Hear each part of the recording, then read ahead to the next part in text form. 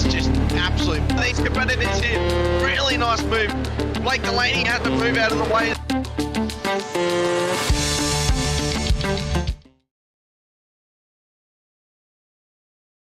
Good evening, sim racing fans. Welcome once again to SRW TV. Tonight, it's round one of our new TCR series, the touring cars, and it's a battle for the ashes with a mix of English and Aussie tracks coming our way throughout the season. Tonight, it's Donington Park, GT layout, and all our drivers will be looking for an awesome start to the season. It's Cowy, your average sim racer here, together with Chef Toddy and Rob Painter behind the... Rob Hayter, I should say. Sorry, Rob. The sainted man. Behind the scenes, he's controlling all the cameras for tonight. Toddy, you're on the front of the cameras for a change, buddy. Yeah, mate. In the comms box again, man. I'm really excited to be back. Especially with these TCR little front wheel drive little monsters they are, little pocket rockets, so it's going to be exciting racing. Oh, I know that you've been doing a bit of driving behind the scenes in these cars, buddy, so we will be looking for your insights with tonight's racing. Just going into qualifying here, guys, so we've got a sprint format for you. It's a normal format, I apologise, for you guys tonight, so it'll be a 15-minute quali, followed by a 45-minute race. It's 45% fuel restriction tonight, so 45 litres. These cars, Toddy, they burn about 1.4, so is there a zero stop on the cards? We have a bit of safety gain potential. I think so, definitely. There's a no stop on the cards here, so I think these guys will be trying to push, and because these guys are hitting some pretty fast times now. We're already down into the 110s, which is just insane, to be honest. So into the 113s already, so that's crazy, man. And in practice they were doing 111s, so these guys might even actually push it to over 40 laps this race. Well, look, it is one of those things that does take a few laps from tyres, a couple of attempts, so that timing board will change quite considerably as the qualifying continues on here. Once again, guys out there in Facebook and YouTube land, it is once again awesome to have you with us for another season of TCRs. Remember, we've got the big double header tonight, so after tonight's TCR race here at Donington Park, we have the F3s taking on Silverstone, the GP layout, for their round one in the Ashes battle. That'll be an exciting one as well. Gotti just pushing a little bit hard there, and I think it was Johnston going. Yeah, going off in the back as well. Greggy there, yeah. So.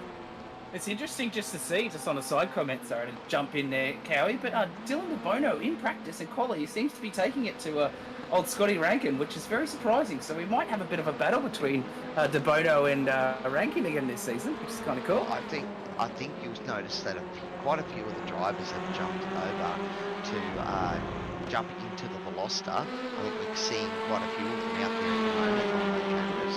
And I know I was speaking to Dylan a bit before, and it just seems that the Veloster is a better all-round car. The Audi's got that pace and speed off the line, but it's it doesn't handle curves very well compared to the Veloster. So it does make it interesting to see how many drivers have swapped over. And I know my team boss Tyson's out there in the Audi, so he's a stickler for the old.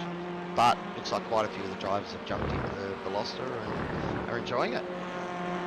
Yeah, interesting to see. I suppose Scotty Rankins was one of the only ones on the grid last season with the Veloster, so everyone's jumped over because maybe we've seen how fast he was last season. So interesting. Yeah, well, Scotty might have sort of showed his cards in that last season. Had a great battle there near the end of the race. Doug Cowan taking out the championship last season. Scott by, it was only 1 point over Scotty, so that was crazy stuff. And I know that Dylan missed a couple of rounds, but he was instrumental in creating that championship for Doug as well. So there's a fair bit happening towards the end of last season. So let's hope we're fast out of the gates here tonight. At the moment, it is Dylan De Bono on the top of the timing charts. It is 1 minute 13, but as we said, 1 minute 12.2. we saw these guys getting into the 11s in practice, and it takes time with the tyres. It just seems to get better and better. We're already halfway through quali, mate, so there's not a lot of time left for these guys. They better try and get a quick lap on the board very soon. Yeah, most definitely. It does take a little bit of time to get these tyre temps up and balanced as well, because, you know, all that sort of power and all that grip and stuff like that, your tyre pressures tend to always set your tyre pressures a bit higher to your back wheel, so it's, you know, after a few laps you really need to kind of bed it in to get all the tyres kind of balanced. It's very hard on these cars to get right. Well, I think with tonight, a 45-minute race tonight, so I don't think we'll be seeing any of these guys go for tyres. When you start to look at maybe an hour race, it could be on the cards, but it's added time in the pits, and then it's added laps where you're driving sort of on eggshells there for a lap or two while you try and get the tyres up to temperature again. 100%, especially in these cars, especially around here as well, because you've got those sort of long straights, and you have to, you're going from, you know, 4th, 5th gear, you know, red lighting and 5th in some spots, and then you're coming right down the gears, you know, and especially in these cars, it's very easy to kind of lock it up at that sort of pace if you don't have your downforce set right. It's a strange track in a way. I mean, it looks like it's a little tight track, but it's actually not. It's quite open and flowing. Right, so you know, so it's all about sort of carrying that speed exit, and you'll see here that just where you're trying to open out these corners, especially this corner here, it's all about getting on the gas as early as possible. Yeah, for sure, you're right in the first corner, right? Well, that's it. In the V8 Supercars, you're better off, you know, just compromising your entry speed to make sure you have the exit. You've got the exit off, that costs you a lot of time. But quite interesting that, you know, this track is quite open, and also the F3s tonight, they're racing at Silverstone, so that's another nice open track, lots of big sweeping corners, similar to here. Though this is the national layout, so it's short layout, so we don't have the S's there. We're cutting back and moving back to the final section of the track now. But Greg Johnson at the moment. I'll tell you what, his new livery's looking really good, isn't it? The red energy on there. Oh, something kind of put that in there. He's got the nice metallic red once again on that car. Well, it's quite interesting. And did a bit of my research as I normally do, Toddy, on the track here. So this was originally part of the Donington Park estate, and it was actually turned into a racetrack during in between sort of the first and second World Wars, when the Silver Arrows were, you know, competing for the European Championship. So that's when it sort of started. You know what? It was originally part of a rich guy's house. That's pretty crazy. Effectively, that's right, yeah. So something that Lord Donington's estate. You know, and but since it's been, I think it was bought by Motorsport Vision in 2017, and they invested a heap of money, updated and that, and they're looking to hold the Superbike Championship here, and also some of the British GT racing as well. Alrighty, so actually, isn't it? oh, look at it, you know, driving it last night, and it's one of those tracks that a little mistake can cost you, because it's big and flowing. If you're not paying attention quite as much, you go a little bit deep or a little bit wide, it really hurts you. And it's also one of those tracks that you push a little too hard in a couple of places, that'll hurt you too. It's almost like you've got to be patient. So into T1, you're waiting until the front of the car grips up before you get on the gas. Now, I'm expecting with the TCRs, they're going to find it easier through T1 and be able to power their way through. So, yeah, most definitely. But I found the S's through the S's there. That little chicane, it's very, very hard to get the car sort of settled through that first part to get the actual exit right. Very, very difficult. So you might see some people making some mistakes there, outbreaking themselves, if you know what I mean. I know the S's around the back of the track is not part of the national layout. They come to right there with the S's begin. I think you're talking about the earlier section, aren't you? That's yeah, the earlier section. 1, 2, 3. Yeah. look, it's all about car position. You know, as they always tell us, you know, if you're wondering why you don't have pace, first look at how much of the track you're using. Are you using are you out near the grass? If not, well, that's where your time is. 100%, definitely. Most definitely. That's some All right. sage advice there from Cowy. Well, at the moment, we are, how long are we into our, We have about 3 minutes of qualifying. 3 minutes left? I've just lost my timing tower at the moment. And with 3 minutes left, you know, you're going to see these guys really starting to push hard now, trying to find that extra 10th that's going to move up the grid. I mean, we look at it here, it's the top 10 cars. Seeing someone taking a all bit of within an a second excursion of there. each other, inside a second of each other. Dylan DeBono's just done a 1:11.99, and we've got Joshua Melton in P9, and he's got a 1:12.99. So that's 9 places all within a second. And if you sort of look down the board, it seems about a 10th separating each of these guys. Though that battle, 6th back to 10th, that's only a 10th of a second separating Jake Edwards, David Leslie, Tyler Sheep, and Johnny Cowan. So there's some good battles shaping up already, and we haven't even got into the race yet. Yeah, it's gonna be a spicy little race this one, and I think the series is gonna be awesome as well. Where it's gonna end up as well. So last rounds in Bathurst, we kind of make our way. I suppose you could tell them a bit more about the series, but I think it's especially the pointy end of the series going to be very, very, very interesting. I think from Brands Hatch onwards, it's going to be very interesting. Well, it is also good to see that we've got a nice size field, about 20 odd cars out here at the moment. And I know the F3s, there's been sort of quite a good bit of hype for the F3s coming up as well, and they've got a sprint round tonight, so there's 30 plus cars in that race, so that's going to be a cracker after this one, Roddy. But looking at the timing sheet at the moment, it is Dylan DeBono who's out in front. Doug Gowan's his teammate into P2. Tyson Styles. Yep. Tyson Styles for P3, and Scotty Rankin has climbed up to P4. And if you look at that, they look like they're all velocities. That the top 7 cars are velocities. Look at that. Wow, that's craziness, isn't it? Everyone's jump ship. Woo. Yep, so we can see we've got 1, 2, 3, 4, 5, 6, 7, 8, 9, 10, 11, 12, 13, 9 guys. Wow, wait, she's making a single series. Was that 2 Hondas and 4 Audis? There are two of the Hondas, isn't there? There's the Veloster and the Elantra.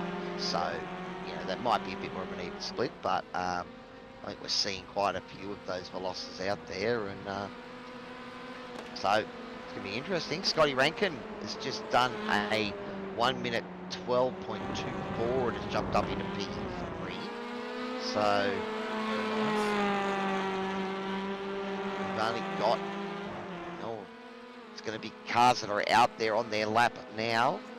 We should still have an overlap of time, so guys that are out on their lap will get a chance to finish it. Haven't got anyone still running there. This is running on board with Matty Gerard, are we at the moment? The Velocity Sim Labs machine. So we'll see if we can get into the top 10. Your livery's looking good as well. Everyone's freshened up everything this season, so it's pretty cool.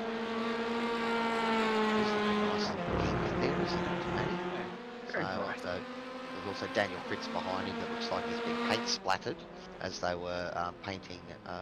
I think that's actually one of the SLM boys by the look of it. SLM looks boys. like Scotty Rankin pulling over just to maybe practice a start there. Yep, doesn't look very like that. smart. I remembered that. I remember he telling me that last season, and I remember to do that last night. Practice my start before it ended, and got a good one off the line. So it does Very work, nice. guys. Especially fresh in your mind. A nice sheepy, just commenting that he got into the 12s, nice sheep. And up Very for the nice. Pies, yes. The Weedy Pies team is out there as well. Nice. Mark Cochran, as that's one of our new guys to our season. Welcome, Mark. And there, look at the rattle gun on the side of that machine. But just maybe making their way back to the pits.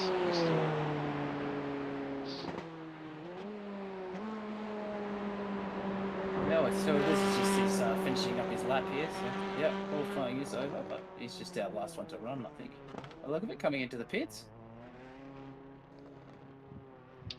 Yes, well, I know in the supercar you look to brake at the tyre barrier that's on the right as you come in. Maybe with the TCR you go a bit deeper, but that's why we've got you here tonight, Toddy. You drive these cars a lot more than I do. Yeah, I love them. I love a bit of it. They are pretty brutal because it is a totally different style of driving. Being sorry, here we go for our table. I'll throw it back to you, Cowy. Awesome. Well, here we go. Our qualifying for results for tonight, round 1 of our new TCR series. It is Donington Park, the National Circuit layout, and it is Dylan De Bono for Velocity Sim Sports that has put it on pole position. Scott Rankin for Team SRW alongside him in position number 2. Doug Gowans for Velocity Sim Labs in P3. So that's the 3 guys that Scotty was battling with last season, and they're right back up the front ready to take the battle again this season. We've got Tyson Styles for Crisscross Racing in P4. Matty Keane for SLM Motorsports P5. Jake Edwards for Crisscross in P6. That's a good result for Crisscross. 2 cars at the top 6. David Leslie for B Positive Racing. Then we've got Tyler Sheep, Joshua Melton, Mark Cochran rounding out our top 10. Matty Gerard for Velocity Sim Labs in P11. Daniel Fritz for Whiskey Runners Racing P12. And we'll just let that grid scroll up a bit more so I can get the rest of the names. We got Max Donnelly in 13th. We got Greg Johnson in 14th. In 15th, Peter Pavlovich. Andrew Proctor 16th. 17th, Jamie Dyke. Oh, we got that's our race control. And then we got Blake Gallen, Gallen. Greg League, Greg League, Tyrone Walsh, and Michael Locke there. But some of them, I don't know if they connected during qualifying, so maybe they starting from the back. They might have had connection issues. We'll have to find out. All right. So we are getting ready to go green in round 1. This is our TCR battle. We're at Donington Park. It's the Ashes, and we're about to fire off. Here come the lights. 5 red lights. When they go out, we are all action, and here it is. Pretty good start from the field there. See is that the Audi of Tyson McAvoy looking to try and make his way through? And they come on 3 wide down into T1. Scotty Rankin getting around the outside. Just all of that track there. Dylan De Bono trying to hold up the inside as well. Douglas Gow, Tyson Styles is putting a bit of pressure on Douglas back in P3. Matty Keane and Jake Edwards, everyone filing in here. So there was a couple of guys that made a great start there. Tyler Sheep got an awesome launch in the Audi. So did Max Donnelly. It wasn't Tyson.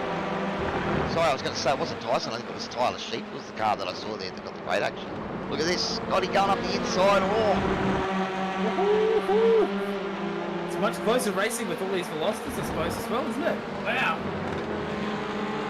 Well, again, I think, these guys, one of the things that the Audi had the advantage of being able to get that great start last season, and its top speed,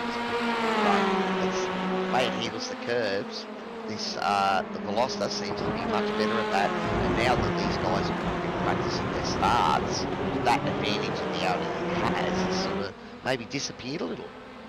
Looks 3-1 at the battle. At the back there. Tyler Sheep has been come off there at the back there, it looks like. Well, oh no. Old Sheep just on cold tyres, eh? It is so hard, and you're in a battle. There's cars all around you. You want to fight, but when they're not up to temp, it's just you send it that little bit too hard, and there's no forgiveness. We've already got Jake Edwards in the pits as well. Wow. So perhaps there was contact there. Jake Edwards has had a moment. I didn't see that in the time he was there. But let's keep an eye on this action. We might try and have a look and see what happened a bit later. But it is this battle here. We're looking at David Les. Oh no! Oh! Contact. Gibbons lost it on the grass. Who's that he's tangled with? Is that Andrew Proctor? Yeah, no, it's one of the Lusty boys, yeah. There's Max Donnelly's the one that he's made contact with there, and that's going to cost them both dearly. And I'm sure race control will be looking at that incident. Oh, interesting. He's stopped redress, let him go. Yeah, I don't know if he's tried to penalise himself there or not, David, but it's a bit unlucky. I think that was a bit of grass. We got. All right, so here we're going to have a look and see what happened to Jake Edwards. He's just run a bit wide. That's he's recovered there. Okay, so Jake's recovered. He's still running in P4 at the moment, so that wasn't as bad as we thought it was. Just a little off track. Tyler Sheep's had another big moment. Apparently, I've just seen that come up in the timing as well. So, okay, here's what's happened with Max and yeah. Oh, I see. Just unlucky. Max. It was a good move. He got it done, and it was just is that Dave getting on the grass there on the outside, and that's what he lost the rear of the car, and unfortunately found himself right in the firing line there. Yeah, he was a match at that point, though, wasn't it? Well, that's it. Look, we do apologise if we get any names wrong for the new guys that joined the season. Firstly, let me be the first to welcome you guys. It's awesome to have you with us. The more the merrier, and more fun we can have out there. Racing, that's what it's all about. Don't forget to out there in Facebook and YouTube land, if you are enjoying the show, please give us a like and subscribe. It's your support that keeps us going here at SRW. We love having you guys on board. Mr. Daniel Fritz is back this week as well, this season as well. Great to see Fritzy back. Oh, bit of a moment there. Someone out on the right bank there. So once again, Mr. Jamie Dyke has entered out on the track, so that does mean the safety goes out there. So there's a fair bit going on. Michael Locke's had a big crash. Michael Cochrane's gone off track. Greg Leake. So who are we looking at? Greg Leake here. Okay, so Greg's got a little shimmy there. That was another car that was already off behind him there too. Yeah, it was too. So maybe it was a bit of a chain reaction there. Just seeing him off on track and just distracted for that split second, and that can do it to you. So that's a car stuck in the gravel out there. Alright, it's on board with Daniel Fritz. He's the one that's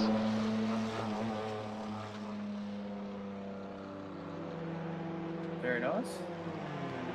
Oh, Mr. right, Jamie so Dyke out there. letting a few guys through by the looks of it.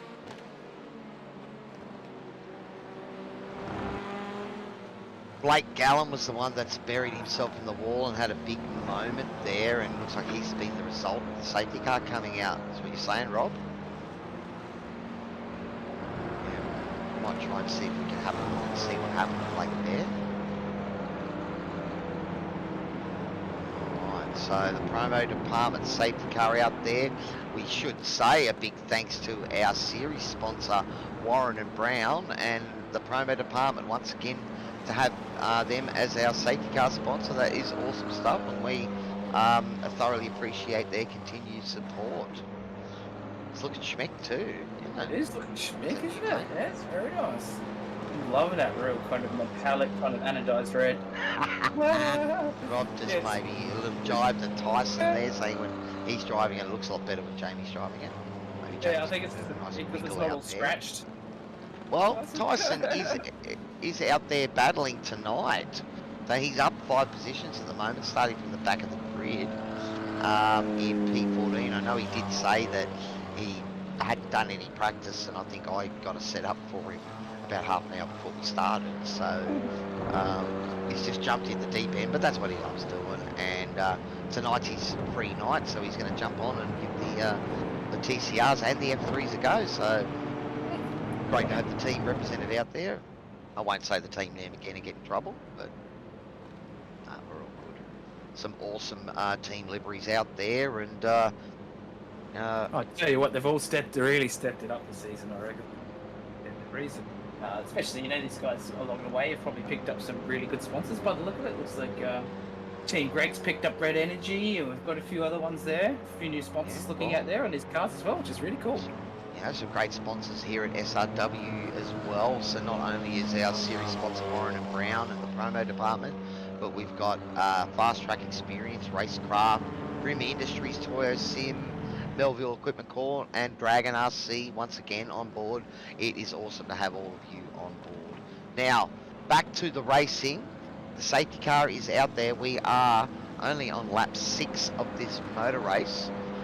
This safety car, this may well bring the race into a zero stopper.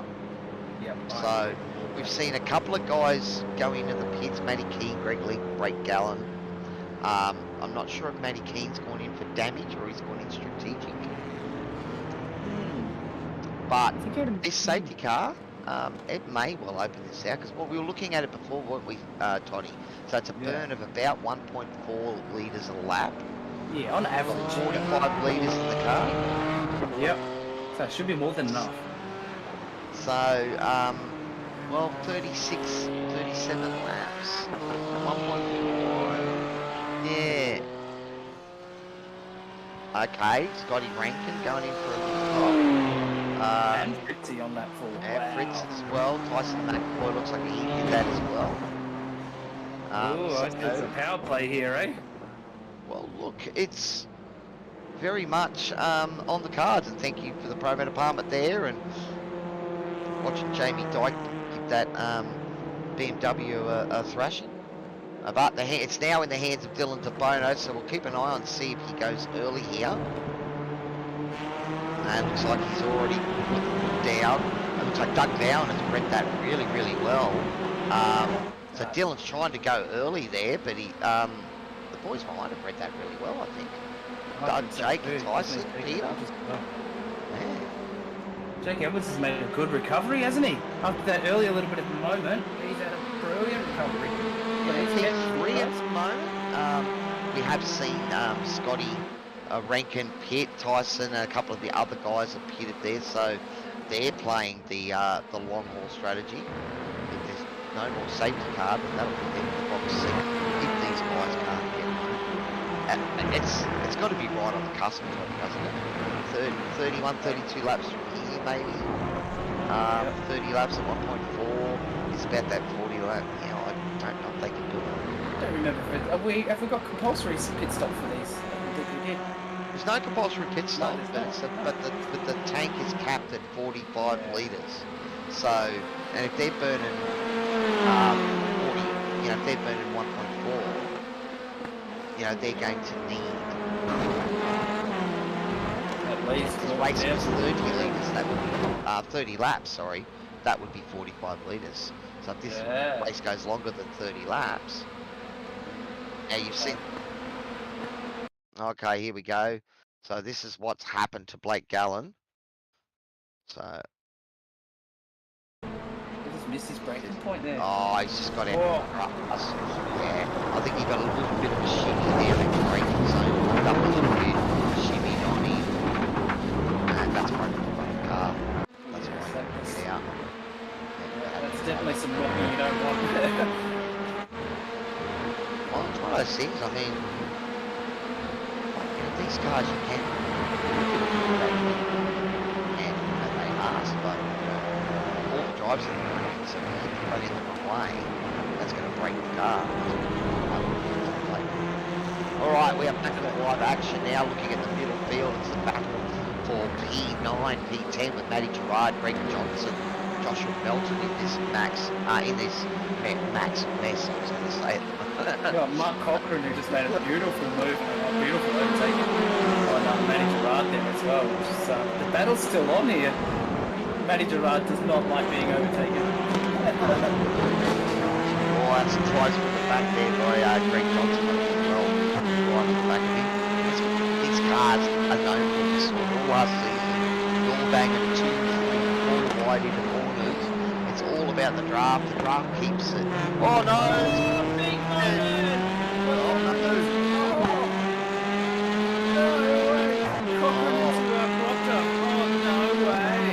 Matty Gerard just profited from that. Well done. We were probably on the best camera that you could hope that Beyond see that. Oh, wow. Wow, the reflexes on the manager are pretty impressive actually. That was quite you can see that that's his knowledge and experience paying off there.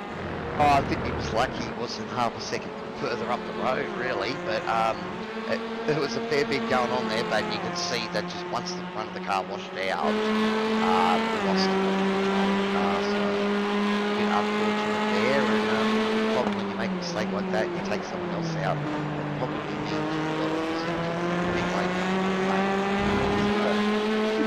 Alright, on board with Tyson Styles at the moment, who's managed to stay clear of any carnage. Running P4 at the moment, Scott Racing. So, he made it well up there at Jake Edwards, so these guys are working together to stay at third and fourth, I think. Try and put a bit of a gap between Peter Pavlovich and them. I didn't think Jake was with. No, Jake's not with. Oh, Whitey Price, they're both Chris in the Price right. is the Whitey Yeah, that's Price. right. So this is a battle. Hello, that's the two boys there. Yeah, it's two boys working together, but it still looks like there's a bit of a battle going on now. Well, that's right. They got to try and push each other along here because we do know how effective the total will be. And you know, once you sort of fall off the back of the battle, it's really hard to get back in there. Especially when you got Peter Pavlovich and Scotty Reagan hunting you down, plus Matty Gerard. Hey, that's a pretty intense spot to be in at this part of the race, I think.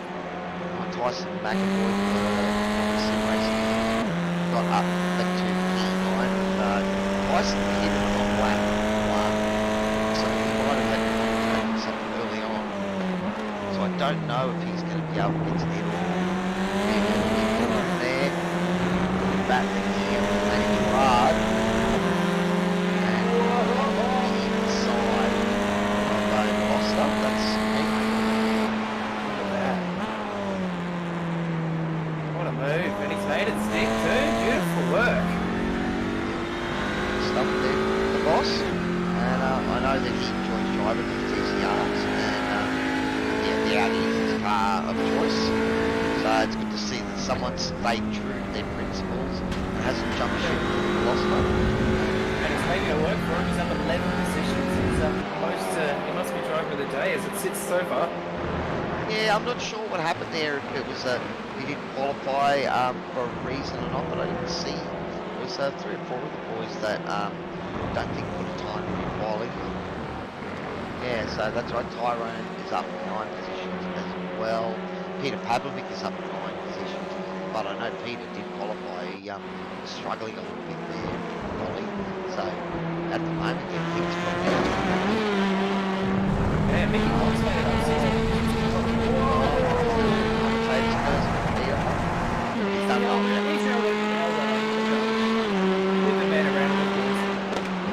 It's not easy to do because it's almost like a pendulum in these cars. Once it goes over looks like David Leslie has been issued a drive-through penalty. Matty Keane was also given a black flag earlier there. That's what I missed. Looks like he's having a bit of trouble with the rear tyres on that KFC car. So he gets just sending it, and I think sometimes I know talking with Scotty, so one of the techniques with these cars quickly is to maybe use a bit of braking in mid-corner to help the rotation. And when you're trying to use those sort of techniques, there's sometimes a fine line between getting it right and getting it really wrong. Most definitely, because it does definitely rely on downshift rotation a lot just to turn these cars around, because they just don't want to turn a lot of the time. Oh, battle's on now. Tyson McAvoy has moved up into P. Tyson Styles, I apologise for getting ahead of Jake there. So these are the two teammates. Let's do Whitey's Pies, boys. Having a great little working together, but having a battle as well. This is the crisscross way, though, isn't it? They never pull any punches. They always battle, but they always work together. But they battle as well, which is awesome to see. It's possible that fuel's still that equation. So we do know that it's hard to fuel safe in a TCR. I think it's only the Audi that's got the clutch anyway,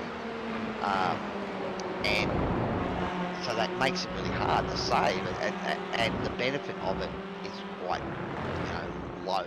The sort of the drop off the time that you need to, give up to save any significant amount seems to be, a hard way to go. But if there's any saving, you get it in a tow. So those guys might be just swapping positions in a couple of laps, maximising their fuel numbers. Yeah, true. He's pretty ranking, pitted on lap 4, and now he's caught up to these boys. But now he's been able to use the tow of all those cars as he's passed them as well. So smart driving from him.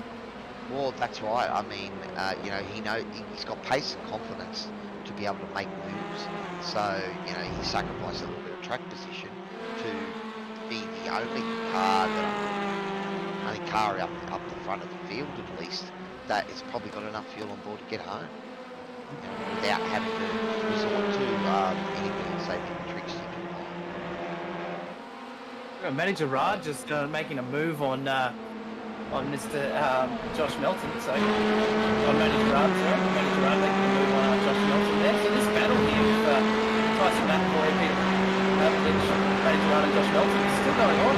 It looks like Max Donnelly, he's dropped off a little bit there off this little bit of a pack. So unfortunately for him, but I'm sure he'll make his way back. Yeah, I know Josh had a 1:14 in that last lap, so something maybe happened to him that into Matty's line of sights there. So, but at the moment, these guys driving well. Max Donnelly running in P10 at the moment. We are 20 minutes into our race coming up. Woo! Oh, look at this. Matty Gerard Peter just Padley trying to make a move. Tyson looking to go up the inside there. Beautiful move. Looked like he had a lot better under brakes. A bit more track there. Good under room. brakes. What a battle! They respect they're both giving each other room. Tyson's on the outside. He's going to be on the outside again for the next corner though. Yeah, but he has to get out of it. But look at that, the over-under. He's getting all a bit of contact.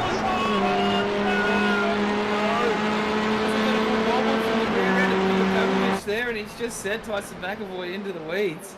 Wowee. Although we might have to have a look at that one from the outside there and keep an ear out on the radio and see what drivers have got to say regarding that. Here we go. So, was that just a natural wiggle of the car on exit, do you think? Or no, we'll see. Okay, well, it's going to be an interesting one because Peter came out there, but the road's also ending too, so that may well be a racing incident. They'll both full throttle on the exit, so the tiny little tap was just enough to send Tyson off. Right, well, no, Tyson has dropped off the back of it. It is still going ahead here. So, and that was a nice.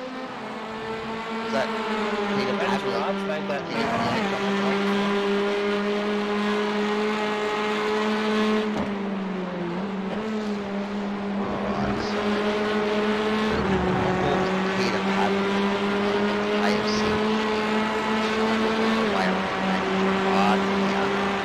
Todd had a pretty good season last season. I know, again, he was keen as mustard to come back.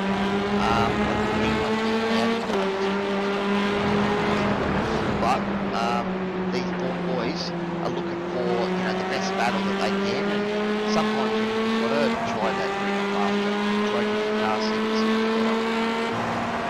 Yeah, and stick with it for the season as well. Don't just try and chop and change during the season. Stick with that car for the season so you can kind of get used to it. Generally, I race focus on one car. But that's the car you drive. You want to try and get yourself anywhere near. I know it certainly was the case for me with the V8 Supercar. But, we've got lots of guys out here that are inside of Max Donnelly. It's good to see another Kiwi on the grid as well with Max Donnelly there. It's good to see him on the grid.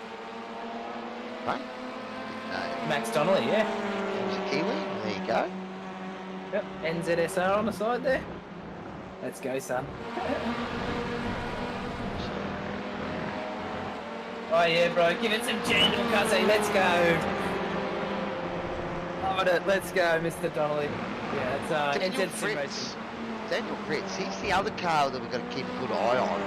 He's running in P10 at the moment, but he pitted on lap 5, so he's got probably enough fuel to get home as well. He's got some Looking serious here, it's pace telling in the me- last battling from the back to the front, so... Well, we are at pretty much halfway distance now. This is lap 18, and yeah, so that's what, maybe lap 35, 36 laps. If we do some math. So yeah, about 36, 37, so we've lost a couple of laps because of that safety car. And as I said, I think that one safety car may, I don't know if it's going to bring it to a one-stopper. Let's have a look at it. God. Well, I'm pretty sure Scotty Rankin will be pretty good at doing numbers on the fly, so I reckon he might have nailed it with that lap 4 pit for the safety car, you know? Wow. Who knows? That seemed to me that was the strategy. That's why you get it under that safety car and take advantage of it. Oh wow, he's gonna... Oh, here we go. Look at Scotty Rankin. He's going on the hunt of Tyson Styles now. He's hunting for that podium. So he's made his way back up to that pit on lap 4. So this is exciting, mate. We know he's got the pace. Oh, Tyson Styles spent some time out in the grass there.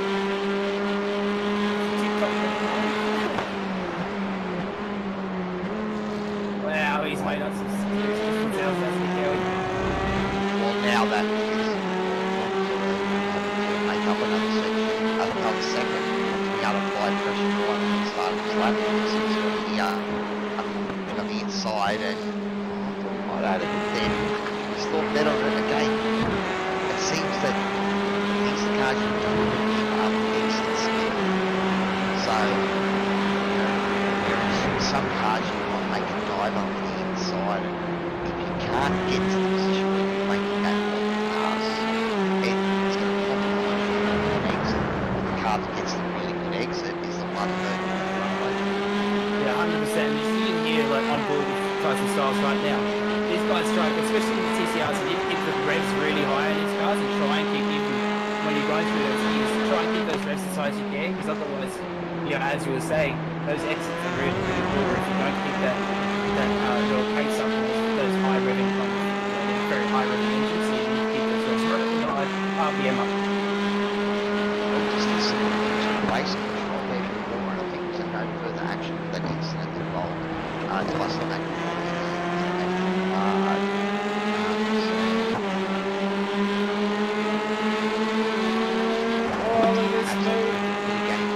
Scotty Rankin getting through there, he's managed to sneak through.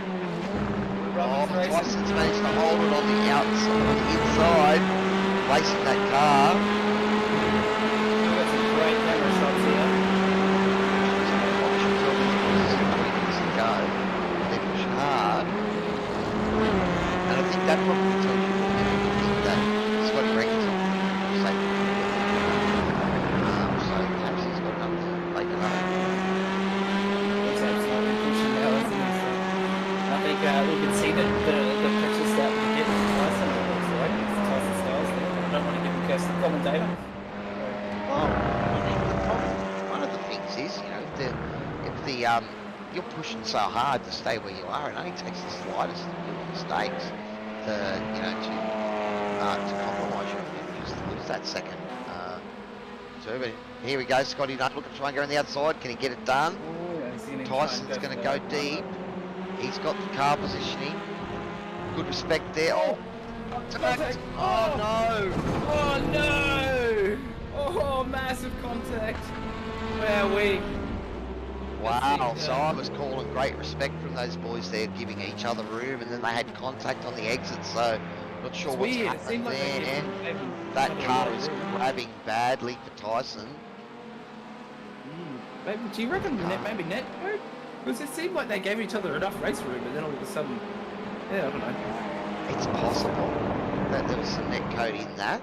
We'd have to have a closer look, but that is a big moment. It looks like Scotty's car is still going okay, but Tyson. Tyson Styles. Look, here we go. Let's have a look at it here. So Scotty's come in. It could have been a bit of that net code glue, maybe, but it was the first contact that unsettled Tyson's car, sorry, and then he was pretty much a passenger after that, I think. Yeah, there's nothing Scotty could have done. Scotty couldn't have been any further over to the left. Behind and above Rob, but might be able to see if there's net code there, but it's just unfortunate. Alright. Thank you. The Saint behind the scenes here with the cameras to try and get us a it is net code here. It looks like there was contact there. Yeah, they've gone inside each other, so that's net code anyway. Yeah. So that's it's unlucky. Well, I was calling great respect from the boys as they were going into that corner, so I'm sure neither of them were intending to run the other out there. So one of those things that happens in virtual racing, I think. It doesn't seem like Scotty's got too much damage to the front of his car, which is maybe he's just got off scot-free there a little bit, but no pun intended.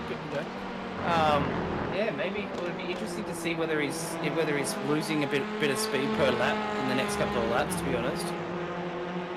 Well, it's at the moment, he's the one in the box seat. He's 18 seconds behind Dylan DeBono out front, but I'm sure a pit is quite close. Total pit wait time of about 28 to 32 seconds, something around that. So Dylan's got to find another 10 seconds if he's going to make it home. These guys may well be trying to stay out there as long as they can. If there's another safety car, then bang, suddenly that window opens.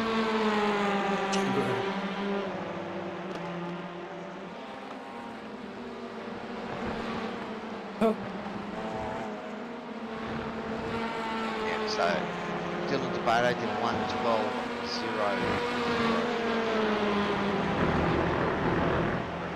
Oh no, there you go. DeBono with an 11.995 is with the biggest lap of the race so far. 12.061 was Donington Park. So, that car's got damage. It's not really showing its pace. No, definitely not. Doesn't seem like he's suffered too much from it, so it's pretty good for him. So, that would have been pretty horrible if it ruined both of their nights. Well, he gets to talk about it. It's not up to us to make a decision. It's got to see what race control has got to say about it. But we'll have a look at the field here. So at the moment it is Dylan DeBono leading Doug Gowans in P1 and 2. Scotty Rankin running in P3. Scotty Rankin has pitted. He has got enough fuel to get home. The question is, does the rest of the field? Matty Gerard is running in P4 at the moment. Joshua Melton with a good recovery. He's now in P5. And Tyson is back up into 6th there as well. Scott Rankin has been given a driver in that incident, so there is a big call. So we didn't see it there. There was contact, net code involved, but perhaps race control deeming Scotty at fault. So that will change things up. I suppose the only upside for Scotty is that the rest of the field has to win still, then he's still got a chance. Yeah, true. He might be able to. He's got some pace, so he might be able to fight back a few more positions. I'm not sure if he'll be able to make it back up onto the podium. But we definitely had Daniel Frippets on the push on Peter Pavlovich back there for 7th position there. Yeah. So. And my team boss Tyson McAvoy for Performance Sim Racing. So he's running in P6 at the moment, up 13 positions, and he's been steadily closing. He had that big moment before, but doesn't look like he's done too much damage to his car, or if it has, just ignoring the driving. Doesn't look too scratched up there, does it, Todd? Oh, it looks pretty good actually. It doesn't even look like it's out of alignment or anything, so he's got some serious pace still. I wasn't sure if he was going to be able to get back after that's such a big incident, but hey, back at 13 positions from startup. Yeah, well, he's back- running in the 12s at the moment with a 12.7 last lap. Guys in front of him are sort of doing 12.6s and 12.5s. So, but now the Tyson's got back here, this is where you see the toe come into effect. So the toe's likely at least up second round here. And especially in his Audi, you should have a bit of. Alright, so here we see a couple of the guys already peeling into the pits now. So Scott Rankin just serving his drive-through penalty there as well. So that's put Scotty back in P5. 34 seconds off the lead at the moment. But Dylan Tabono and Matty Gerard get two pits. So Matthew Gerard's probably going to fall down with already landing. No? No, No, he hasn't really yet, no. So he's going to pull down, but Douglas Gowan is already pitted, he's at 32. Tyson back right on the back of him now. And that looks like that's a lap car again. That as well. Oh, and who's that random one wide there on the gravel? Prop just run wide commentator. Let the guys through and he's doing the right thing. Or thinking he was doing the right thing by letting the fast guy through, but you don't have to do it. It's up to you. All you need to do is be predictable and you let the fast guys find the way around. Melton on Johnston now. Loving that new Greg Johnston's new livery. That's looking so The difference is here is that Joshua has pitted already, Greg hasn't, so Joshua's brother, but he might be a bit heavier than Greg. Last.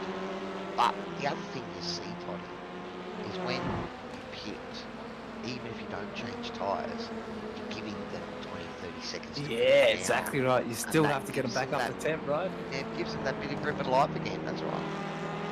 100%. Mr. Melton doing a very good job, but I was just going to say, mention as well, a standout for tonight as well, who's up 13 spots is Tyrone Walsh. We haven't said much about him, we haven't seen much on camera there, but what a drive from him. He's gone up almost as many spots as Tyson McAvoy there, so he's had a great race. Will have a hit there as well. I don't think he's pitted yet, so that might be a little bit of a false positive. Same thing with Max Donington. Looks like it's still Greg Johnson still to it pitted, and Mark Cowan the other guy. Got Tyson in well. So is that Tyson McAvoy, yeah. Tyson McAvoy, yeah. Yeah, no, well, he had pitted, but it was lap 1, so I think it might have been for some damage or contact early on. So that's unfortunately going to put him a fair way back. Looks like P10 now, Tyson McAvoy. So, though he has been up a fair few positions, and still up 8 positions, P11. But still 3 drivers in front of him to pit, so it's not over yet at all. Who's gone off at the back there? There's a bit of puff of dirt there. But I think it's just going so in a bit going. Walsh has gone off track, but I think he's just using all the track as much as he can there. It's a bit of a false read there from SDK. Apologies, people. Well, we are inside the final 10 minutes of this race. So, it's down to the business end of tonight's first race of our double header. It is the TCRs at Donington National tonight, and immediately following this race we'll be going into qualifying for our F3. It's a sprint round tonight for the F3, so 2 races coming your way, a 20-minute heat race and a 40-minute reverse top 10 grid. Now that's going to be exciting. Yeah, that's cool. Yeah, you gotta love the reverse grid, don't you? That always just throws the cat amongst the pigeons every time. There's Michael Locke getting out of the way. There's Scotty going on grass to get out of the way. Daniel Prince running in P5, so he's now right there with Scotty Rankin. He was the other guy that pitted on that early stint and has got enough to go home. So, Dylan Dupino has pitted it also, and he's come out with a 9.4 second advantage over his teammate Douglas Gowan. So, looks like the Velocity Sim Lab is well on to locking out 1 and 2 for race number 1. It's not over yet, but you know, with a 9-second lead, it's going to take a fair bit to take it off Dylan's. Yep. Oh. What are we looking at? Fastest lap of the race as well. Oh. Wow, we definitely no damage on that car, right, Cowy? Well, he's pitted now, so he used his fast repair, and who's that running wide there? Is that David Leslie getting out of the way, I think? It's David Leslie getting out of the way, so we're seeing that the slower guys are probably showing more respect than they really need to. You don't have to go into the grass to let these guys through. But I suppose the last thing you want to do is get caught up in one of those situations where you're responsible for, you know, a battle going sour when you're a lap down. So most definitely, yeah. Sort of understand that. Yeah, and it's hard sometimes as well. Sometimes you look at the rear vision mirror and you're trying to make sure that you give them enough space, and all of a sudden you miss your braking point, and you know, it's easy enough to do. Speaking from experience. Yeah, it certainly is, buddy. I missed mine on lap 1 last night too, so locked up at the S's and managed to somehow keep the car pointing generally in the direction we go. But we are inside, well, almost about 6 minutes to go, so we're looking maybe 4-5 laps to bring this lap to, this race conclusion. Dylan Great Dupino, and Tyrone Walsh is doing it as well. Again, he's back out of the 1 minute 14 last lap, so I just wonder if he had a little off track there or something, but that gap's come down by a couple of seconds.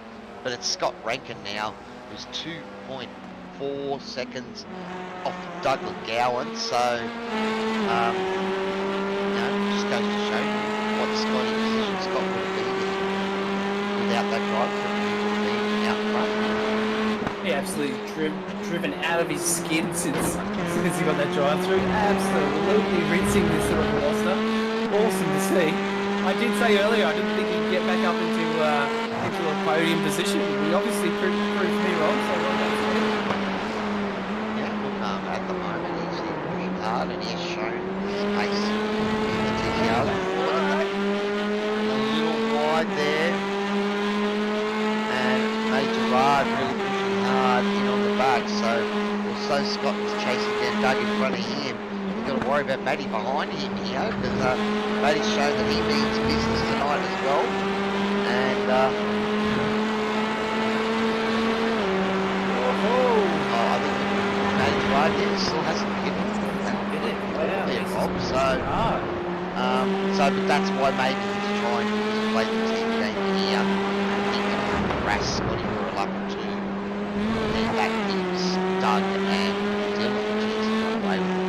So, you know, Scotty had a couple of things to say about the team tactics last season. I didn't see anything in them. It's just unfortunate when, you know, you're the sole car battling 2 or 3 other guys who work together, and that sort of probably stole but it definitely was earned by Doug and helped his teammates the last season. That's what teammates are for. Fantastic, guys. So it seems we've got a special guest tonight for the last 5 minutes of our TCR podcast. I'd like to welcome you, Mr. Todd. What's going on, fellas? Good, mate. Very good, mate. This is a pretty exciting race.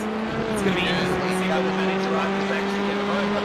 Yeah, man, it's definitely interesting. Scotty Rankin's just absolute fire, just smashing out the fastest lap time of the whole race.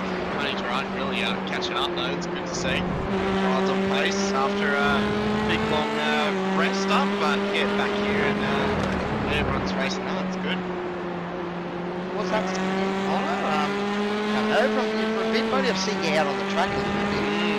Yeah, mate. Chasing down a Supercars Championship. Just beat Chris Tannick at Philippine got the P1, beat SVG last 2 weeks ago, and yeah, chicken a bit of butt, and East Coast got 15th. So yeah, so Gerard's in. That awesome. Oh, so he wasn't going to make it. I'm pretty sure he was trying to see if he could just sort of keep the fight there to Scotty. You know, again, I think Scotty Rankin probably seeing it's a bit of 3-on-1 there when he had Matty behind him and Douglas and Dennis in front of him. So those boys play the team game quite well, and they're very fast in the TCRs, as we saw all last season too. Yeah, mate, it's been last season was definitely an interesting season, and seeing Cowan and Scotty go right down to the wire, I reckon we'll see something like that this season as well. Peter Bafflick, we're actually riding on board. I actually raced against him this week, GTE, so he's definitely picked up a lot of pace. It's good to see Peter really improving. It's good to see. Yeah, they've had a podium last night in the V8 Amateur Series as well. Yeah. Last night. Yeah, I saw the points for that. Ray Oliver got the P1. Very nice. Good to see Ray on top. Yeah, I didn't catch him. He made a mistake. Yeah, he's a weapon in those things. He's a weapon in many cars, to be fair though. You know, we saw him with the Radicals. He was just an absolute weapon. Peter just let the cars go by, and back on Scotty, P3. What a weapon. I was talking to Scott actually not too long ago, and he really just wanted to just show himself to everyone, and really, like, the man has just got so much pace in these things. I've raced him quite recently in these things, and man, he's an absolute weapon. He's put a lot of time into it, and he's chasing that championship, as we can see. I don't think he'd be happy with that drive through. Yeah, I think that's could have gone either way though, that one.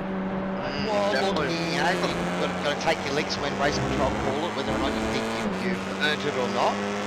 That's what we have a ticket system for. You disagree with it after the race, so you can bring it up to race control. But you can see here we are coming down. This, if it's not the white flag lap, it will be one more. So let's keep an eye out front, maybe keep an eye out for Barney and flag here, because we are inside the last minute of this motor race, just to show you how quick we can go when there's action on track.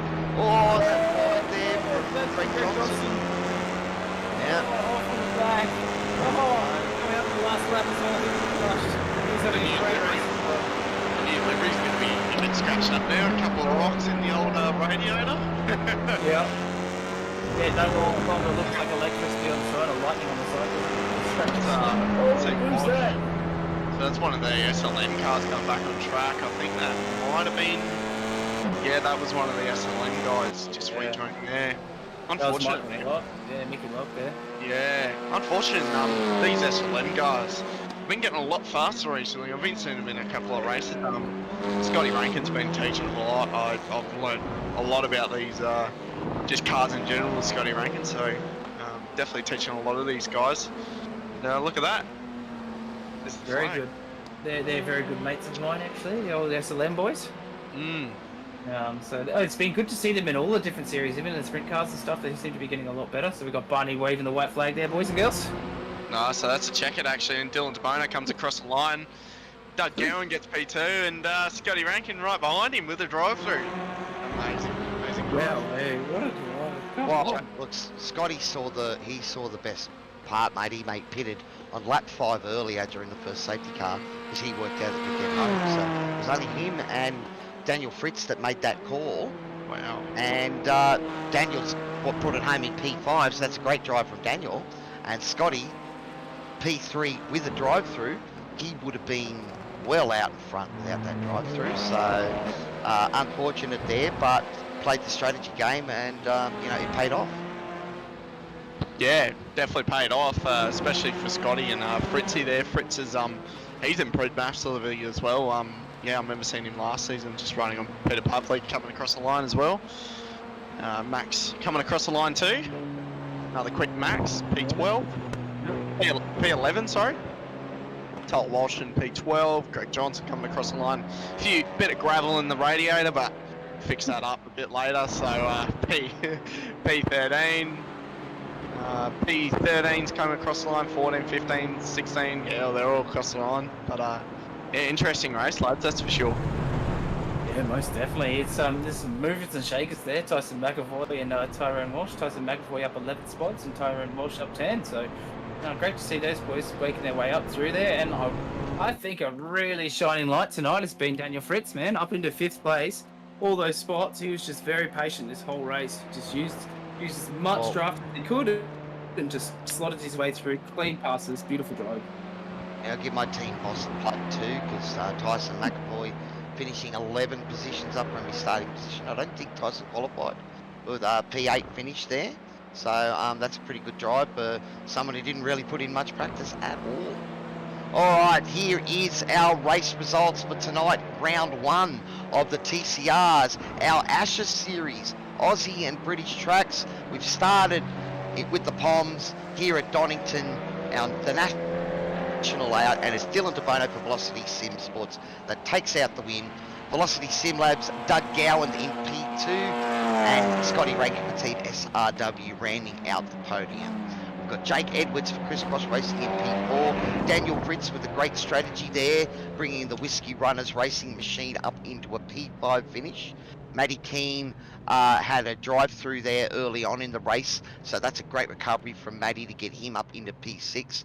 Matty Gerard, we saw him there near the end of the race, trying to just maybe hold up Scotty for another lap or two to help out his teammates.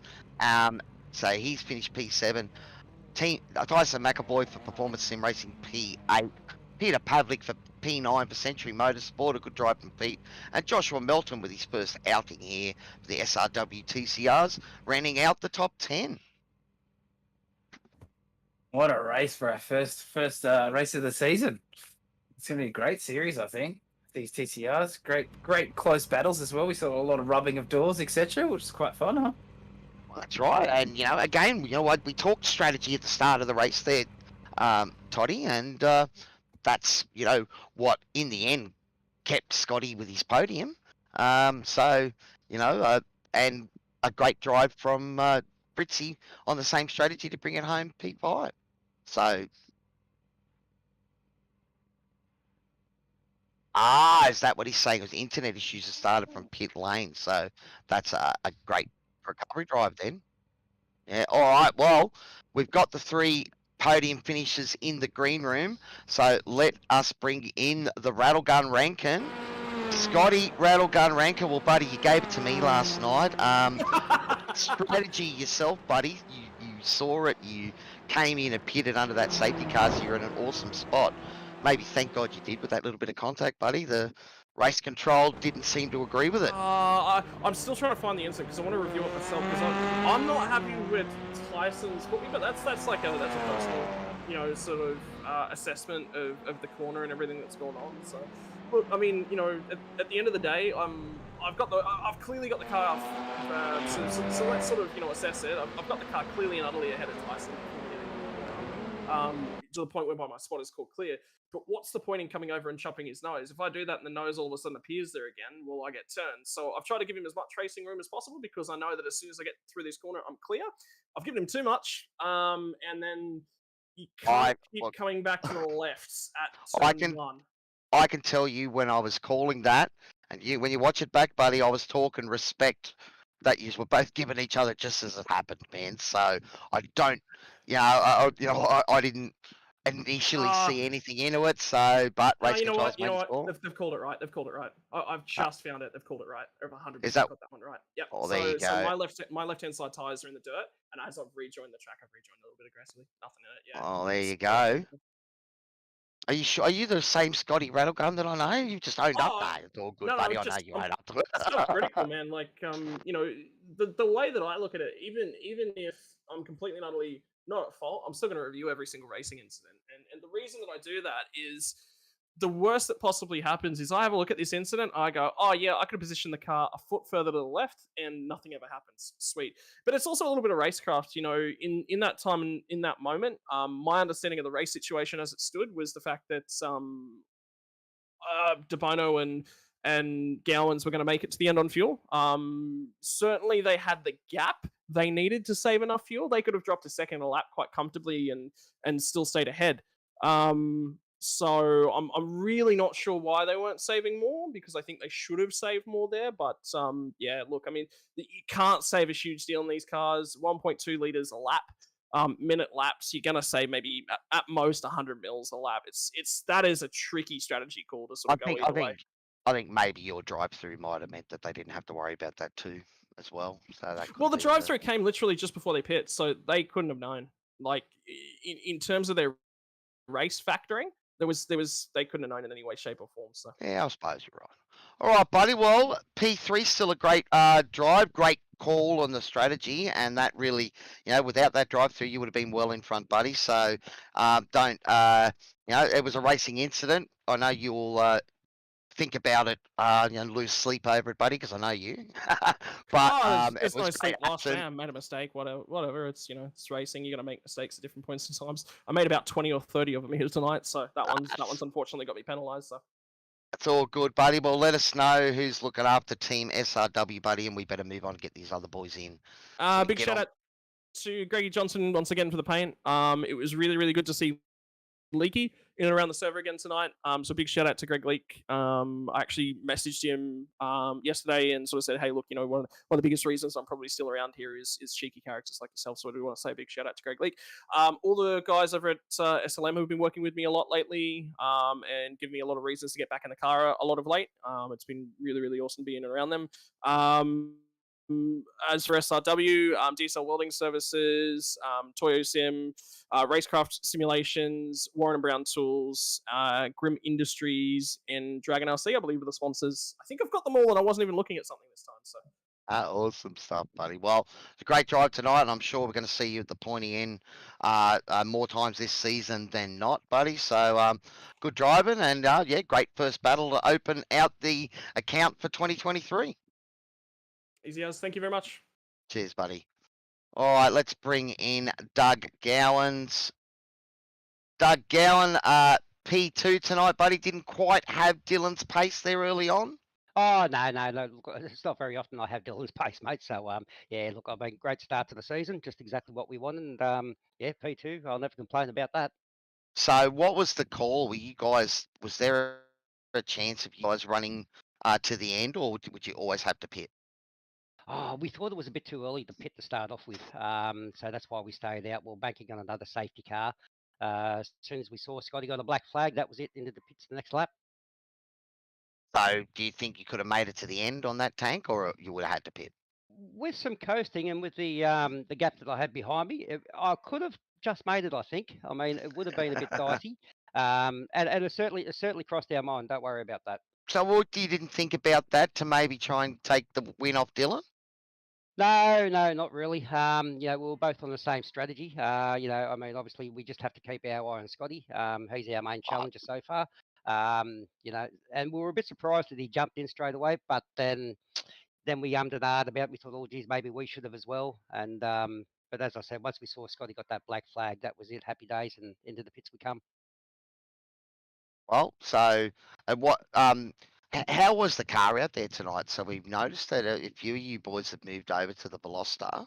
Thank God. I mean, if you see us hitting those chicanes through the final chicane, you just can't do that with the Audi, mate. And we tested a few cars on the off season, and last season you could tell that the Veloster was the better car, and we just had to go that way to remain competitive. If we went the Audi again at some of these tracks, it could have been trouble for us. But yeah, no, the Veloster's a great little car to drive. Awesome. Well, competitive you are once again, buddy. P2. I'm going to bring Dylan in now, and I'm going to let Toddy take a few of the questions to Dylan. Yep. Because I haven't given Toddy a chance to talk at all, buddy. Oh, good. Fantastic. Sorry, you go.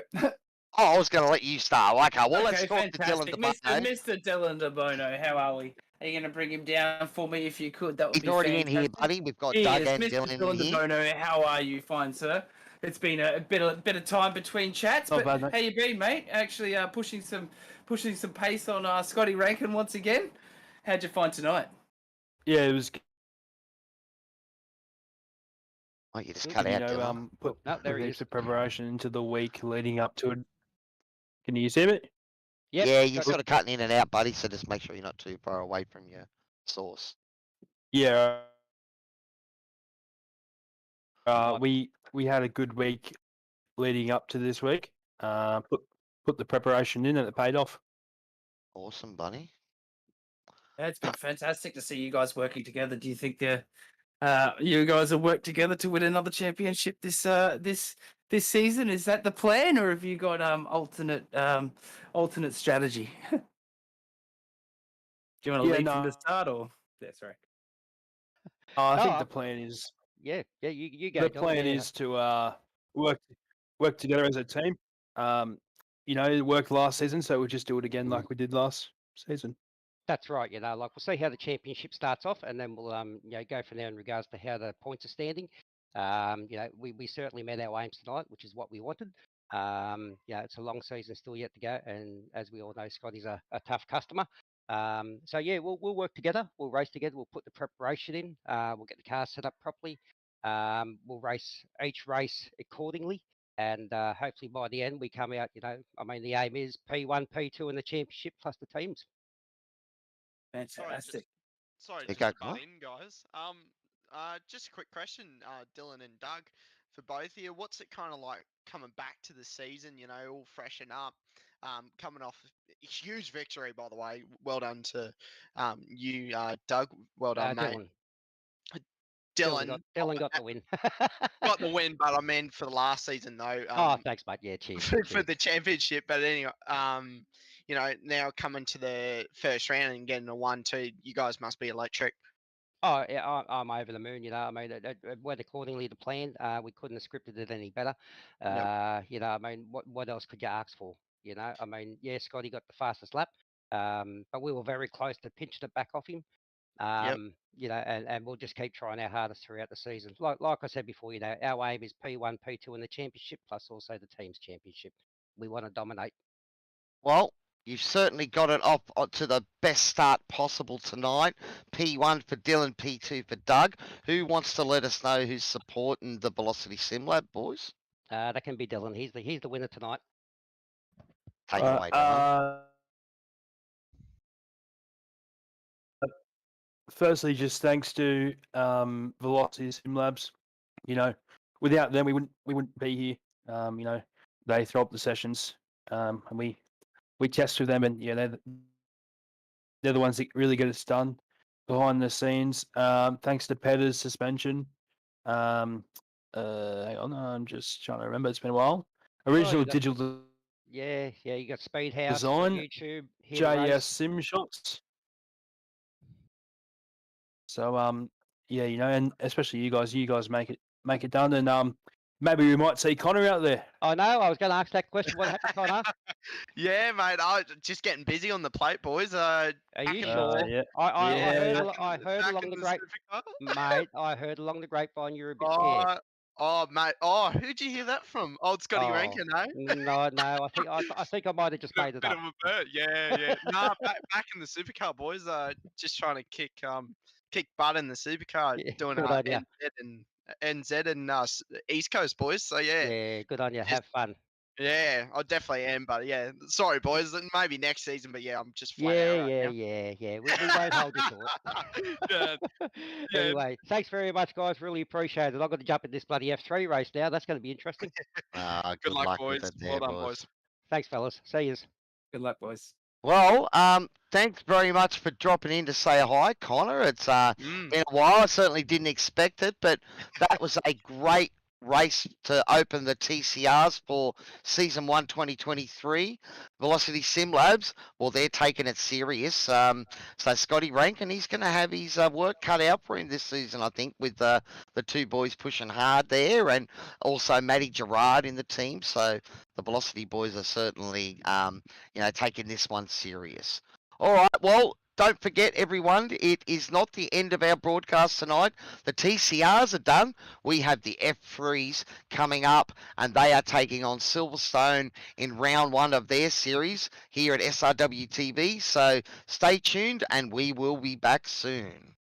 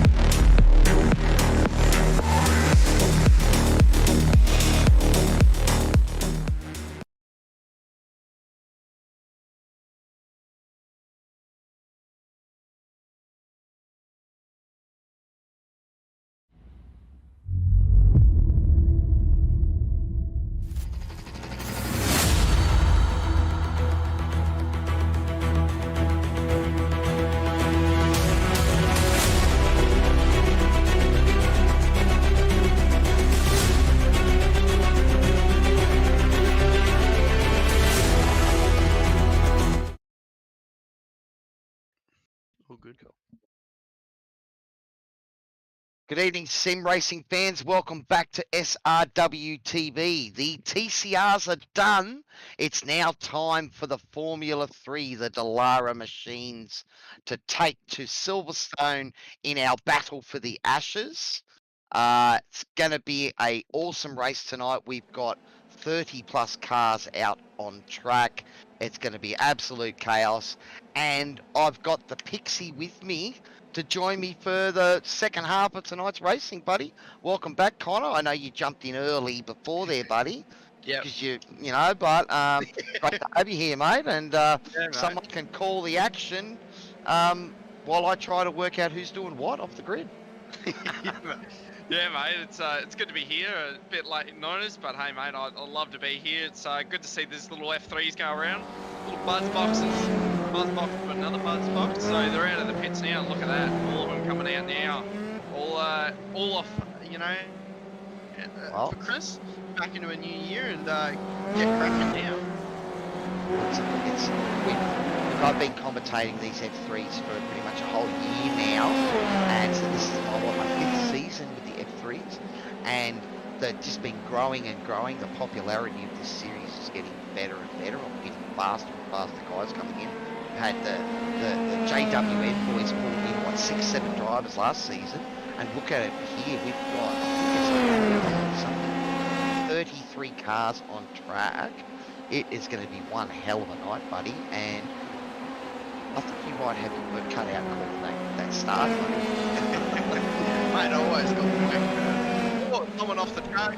Stephen Spinovich. There he is. Ladies and gentlemen, back into the sim. Mr. Spinovich. And, mate, he's back in the sim. And it's good to see him back out there, the left of the family, the guy that runs it. And it's good to see him back out there. So, He loves racing. We probably should tell him that he just needs to be a bit more careful on cold tyres. And then again, he needs to be more careful on doors too. So maybe he should just be everything. more careful. meanwhile, Well, I was going to say, buddy, this is a quick fire qualifying run because tonight it's a sprint round, 20-minute race followed by a 40-minute feature with a reverse top 10. But you know what that means for quali? It means that this 15-minute quali, the moment it ends, that's it. Yeah, that's it.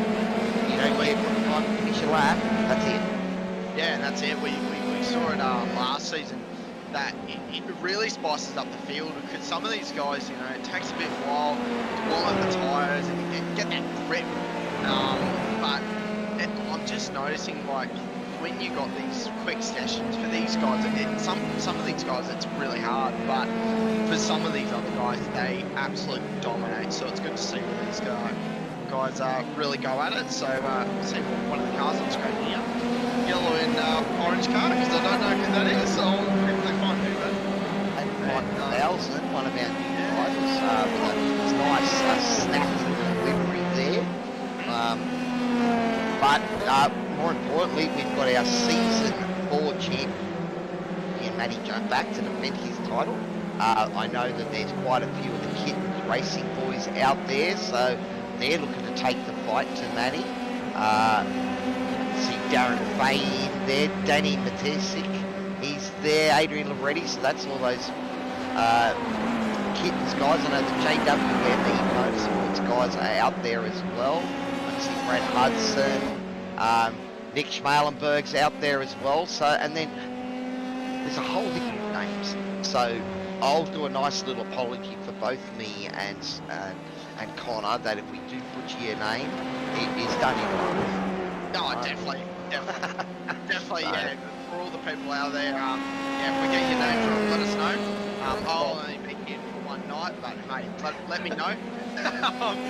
Yes. Hey, yeah, just let us know. So, but the one person I actually want to talk about real quick before we jump to the rest of the 30 cars is Andrew Reddy.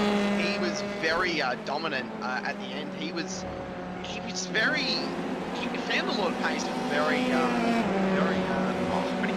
pretty quick. Yeah, Adrian. Yeah. Well, he see, the thing was, I remember the guys were getting hurt last season. Yes. Got brand new pedals, so it's nice. Got his look, it's like getting this so that'll be but I also know that he picked up a motion ring as well. So he's got his big style motion rings. He's been doing a bit of streaming and that, so he asked me for a bit of help there. I gave him much help. But you know, so he's been spending a lot more time in the car, and I think that's really what comes down to himself. You drive, you know, it's a sharp duplex, you stay in the sink. I feel a little bit underdone because I picked up a British Bulldog puppy just before Christmas, and he's at that point where I can't really let him out of my sight at the moment. Yeah, well, I mean the complete opposite. Already just getting around one of the cars, one of the back markers, or I think Mark House almost had contact to Scotty Bargin there. So yeah, that was pretty close. So let's see what Already does. He's coming across the line, and he's going to do a 152.5. Wow, a lot of competition this season. Just see the P7. That's very unusual. So we'll see what he does. Here's another one, another Kitten's car. Denny Fakey. What a name that I should definitely remember. Fakey's definitely back on the track. Good to see all these boys back out here. Yeah, well, I know that there's a whole heap of new names out there as well, but it's good to see. We've got Ryan Houlihan, Phil Vella, there's a new name. Daniel Hunter, I think Daniel's new with us as well. But we've got Matthew Pignard is back again for another run, and we know Matthew's shown some great pace at some tracks, and he's you know, probably had that little bit of inconsistency in a couple of the other races that really hurt his championship. But when he was on, mate, he was on, and he was as fast as anyone out there. Yeah, definitely. When you're on, you're on. But talking about people on, is Tyson McAvoy on track? Team boss. Yeah, good to see him back out here. He said he wouldn't get much seat time, but he's definitely proving himself wrong back on track. Coming across the line, he's just going to do a 153.6, so it's going to get him into 17th. I bet you wouldn't like that, so I'd say he's going to try and find another second to try and get the P1. Well, it's one of those things, you know. So Tyson's, like yourself, he took on heaps last season. He you know, is doing race control for quite a few of the races now, and Wednesday night's his night where he can have a bit of fun and race. So I think he loves racing the TCRs, and he thought, well, that's only half the night. I might as well do the M3s as well. So yeah, he's on, and probably knows that I'm on here, so I'll probably end up talking about him a bit too. So you know, again, but he's chosen this night, and that works for him. We've got the rest of us are all racing the supercars, and I think that's when he's doing the race control. So he'd probably black flag us as much as he would anyone else. Anyway. Oh mate, I'm racing the supercars, so look out. I'll have about 10 black flags coming my way. Awesome scenic shot here too. Well. No, all professional there from Tyson. I can't see him issuing anything that isn't warranted. So, but at the moment we've got Phil Vella with a 152.01 out front. It is quite interesting that you guys like Matty Jones haven't put down a lap yet. So it's still early days, you would think, but we're almost 9 minutes into quali, so you really only get one more run of this. Come out, do a couple of warm-up laps, and then throw down your bottom lap. That'll be it. Phil might take it to the rest of the field this season. He's about, he's almost 2 tenths, so he's 2 tenths clear of his next competitor, Ryan. Ryan in, I'm going to say that's a Alpha Insuri, and indeed it is. He's absolutely flying. This is on board with him now. Ryan. Yeah, Venturi, one of the new teams that joined us last season, and it looks like they brought a couple of extra cars along as well. It's quite interesting that, well, one thing we've got to remember about the M3s for this season, and actually the entire year, there will be a sort of championship within a championship running, where we're going to try and have races that are associated with the real F1 races as they happen throughout the year. So it's sort of going to be interesting to see a championship within a championship and probably mean that quite a few of these guys will commit to the F3s here at SRW for the entire year. So that's great to see and great for the longevity of these cars. Yeah, it's good to see bringing something else into to the mix, and bringing something else into the mix. On Cutter P2, just put a really good lap in there. So Ryan's actually going down to P3 here. Cutter, he was very, very fast.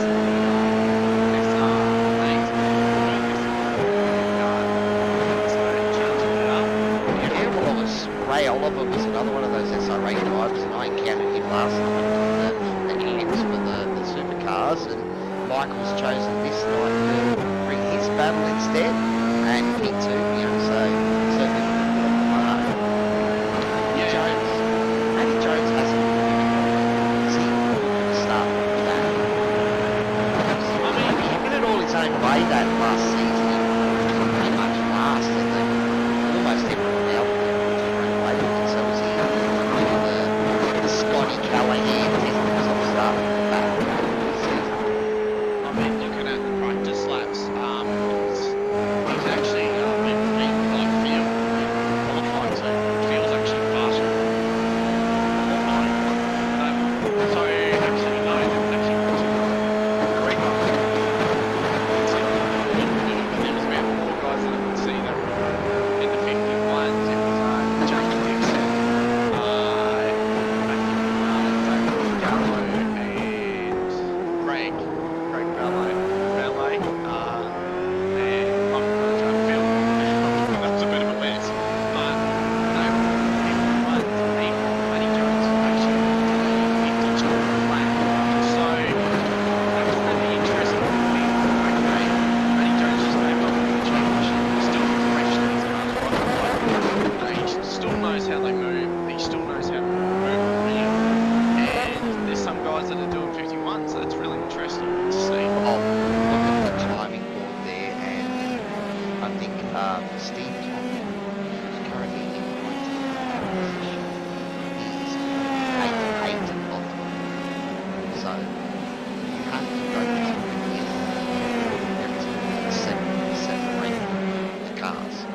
That's crazy. So, oh, it's good to see the competition being raised to another level. I think that's just another aspect you come race for SRW. You know, you come to the competition, and obviously all the guys that are bringing it in for the F3s, it's good to see a lot of them put some crack in. So yeah, it's good. Tyson McCoy now in 18th position. He did 52.96 best lap. Every single car, including him above him, is in the 52s. So that's 18 cars. Yeah, I mean, we see that a lot in the higher up esports, but it's good to see SRW. We're bringing that now. It's really good to see them to really up the level. So, on the top 20 cars, lapping within a second of each other in quali. What does that say for the race? It's going to be an absolute radical race tonight. Remember all. So guys, all to you, thanks to, yeah, just a little bit there from Matty Gerard, I think. But I just wanted to give a big shout out to our season sponsor, Warren and Brown. Promo Department will be our safety car sponsor once again. Of course, SRW can't bring these broadcasts to you and put on this great racing without the assistance of our sponsors. We've also got Fast Track Experiences, Racecraft, Rim Industries, Toyo Sim, Melville Equipment Law, and Dragon RC on board. And as always, we appreciate and love the fact that you guys are here to support the great racing that all of these drivers are putting before us. Yeah, definitely, and thanks to all those guys. But 50 seconds to go on the clock. Almost 20 now. Time and finishes up, and we'll go racing 11 laps in the first heat. Okay, so Tyson maybe had that got the quick and a broken car. Looking at the fields, about half the field, maybe a little less than half the field that are still out there trying to put in their lap. But as we know, if they're not going to get over the line in the next 5-10 seconds, that'll be it. So Manning Gerard just coming across the line. He's went for another lap, but he knows it's going to be finishing, and we're finished up. So that's Yeah. qualifying done. He had that spin, so that wasn't going to help him at all. All right, well, quali is done. It is our sprint format tonight, so it cuts off right at the end of the 15 minutes, and it is Phil Vella, a newcomer to the series, that has put it on pole for race number 1. Michael Cuttajar in P2. Michael raced with us at the SR8s last season and has come over to the F3s. Ryan Houlihan for Alpha Venturi Racing, putting up P3. Jay Dixon for DFR P4. We've got Greg Bradley for Andreg in P5. Daniel Hunter for Alpha Venturi P6. Thomas Sanderson, another Alpha Venturi racing car. David Gallo, the first of the Kittens machines, in P8. Matthew Pignata, Alpha Venturi Racing P9. And Scotty Barjan, Area 51 Sim Sports, bringing up the top 10. Well, quite a few new faces inside that top 10, Connor. That's going to make our job a little bit hard. We do apologise if we get your names and cars wrong, guys, but you keep putting it up the front and putting these great quality positions in, then I'm sure we're going to learn, pretty quick what your car looks like. Yeah, Phil putting a very dominant quality in a 10th faster. It's definitely more than what we've seen in the... yeah, he's definitely gapped P2 by 10th, which is great to see. And go racing, so we're just going to wait until all these guys grid up.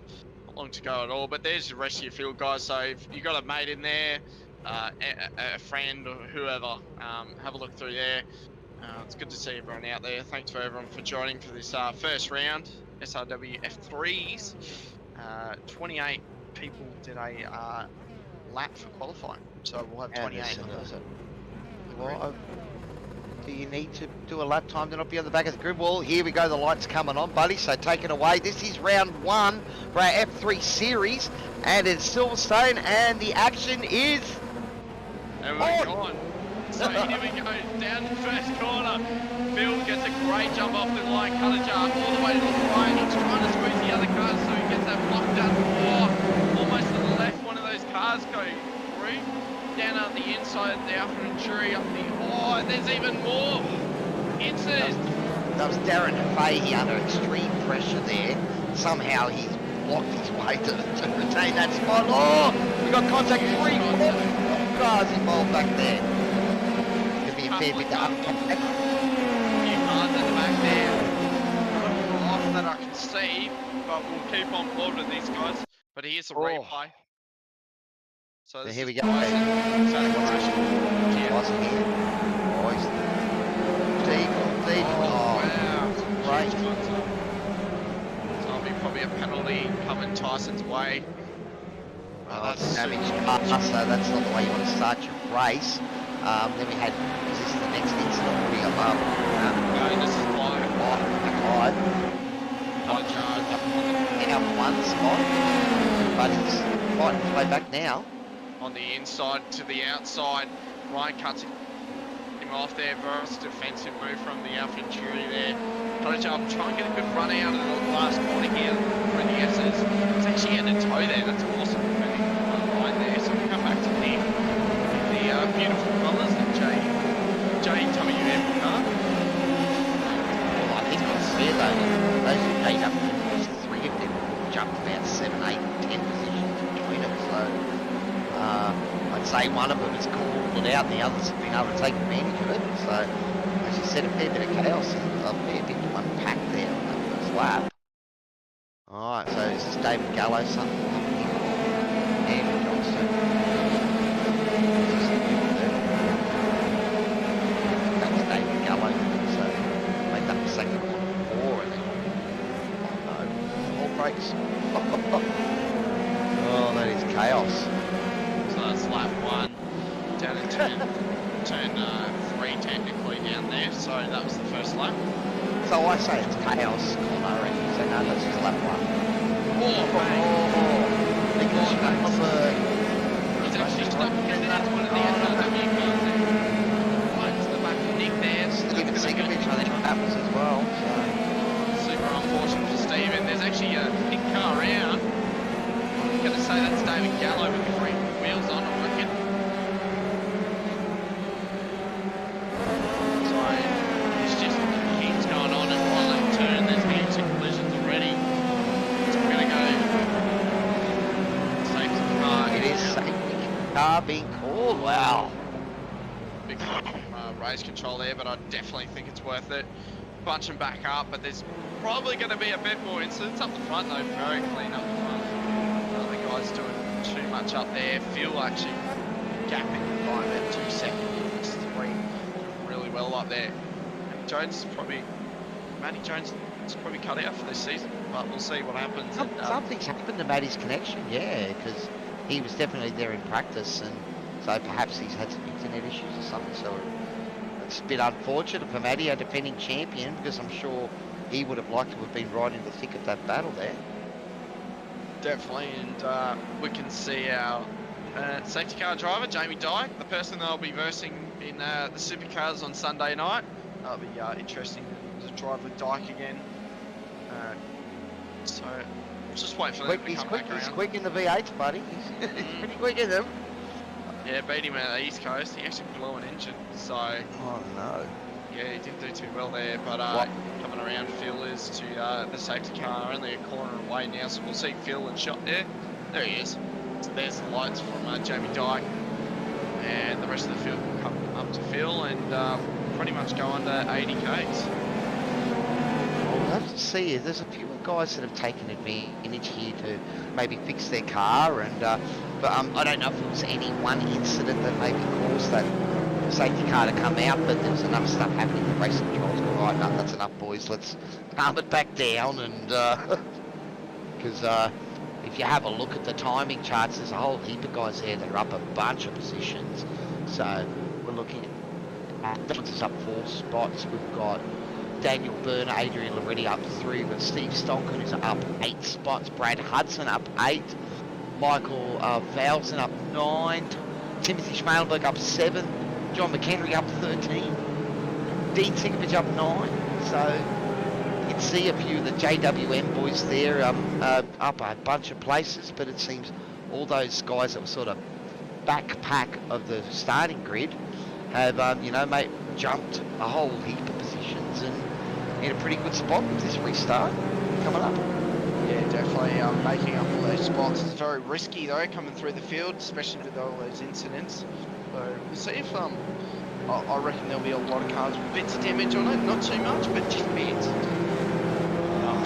It's not worth it, man. We saw with the SR8, the moment you got any diffuser damage, it's a second lap. So I'm sure the same thing with these F3s. The moment you get, anything more than a scratch on them, you lose aero, and that is going to compromise. So I can't see any but the quickest guys really driving around a damaged car. But you might as well take advantage of the safety car, reassess, get it fixed, and knock it down. I'd almost look at it as if you went in, you're back with like those Coyote guys. So if you're up the front, I'd almost go just risk it. So we'll see what happens. If they do have damage, they'll go in and we'll see them in. But I'd say a lot of them are in, but there's still a lot of guys catching up to the back of the pack. So a lot of them taking a pit stop, getting that fast repair. Promo department. It is a sprint round too, buddy. So this race, it's only a 20-minute race. So if you blink, it'll be over. So maybe you are right. You've got to retain your track position and hope you're not as the guy behind you's got more damage than you do. 100%. And DFR car, the car that Phil's driving, is just red on the side of his car. He's all blacked out car. It's his team name. So we'll keep an eye on that car. And the promo department leading the field. I'm sure Dyke loves leading fields. He normally does in the Supercars on Sunday nights, but I'm going to change that for the good. So, we'll he's just going around. And I'll tell you what, the car looks good. Nice red paint. We saw it last season. Have a lot of changes. We saw a bit of yellow and black through it. We saw different bits and pieces getting thrown on it. So it's good to see the final result, and it looks absolutely gorgeous. Not Oh, much to that's say about it. Yeah, looks good. a couple of new drivers sort of running at the front of the field at the moment. It looks like the Kitten Motorsports boys, along with the JWM boys, they're all very mid-pack at the moment. So, sorry, I'm just dealing with my new puppy. This is trying to hear my songs while I sit here and chat to you guys. If I had a picture, I could send you one. You can put it up on the stream. But he's a British Bulldog and he's about 14 weeks. He's absolute terror. So, but we're here to watch this great action, and as we said, guys, this is our double header tonight. We've had the TCRs at Donington Park to start off the Ashes for them. It's the F3s here and at Silverstone, and they have a overarching season going for the whole year as well that will closely follow, or at least try to model, the F1 tracks. So I'm under the assumption that there are tracks that don't exist in iRacing, so it might be a bit hard to do them, but they'll pick a similar track. So I think that's nice and flowing, like the Bahrain, they're going to use Fuji instead, and try and emulate as close as we can here at SRW the F1 season and have a championship within a championship. Yeah, definitely chatting about that before. It was good to see, and I reckon that safety car in this lap. So it definitely is confirmed now. So we'll just wait for Jamie Dyke to drive away in that gorgeous promo department safety car, and yeah, hopefully we won't see Dyke again. Well, heading down the hangar straight now, so is he going to call and lead away? He'll wait until after this corner, and he's going now. So There we go. sorry, Dyke, but we don't want to see you on the track again, mate. See you later.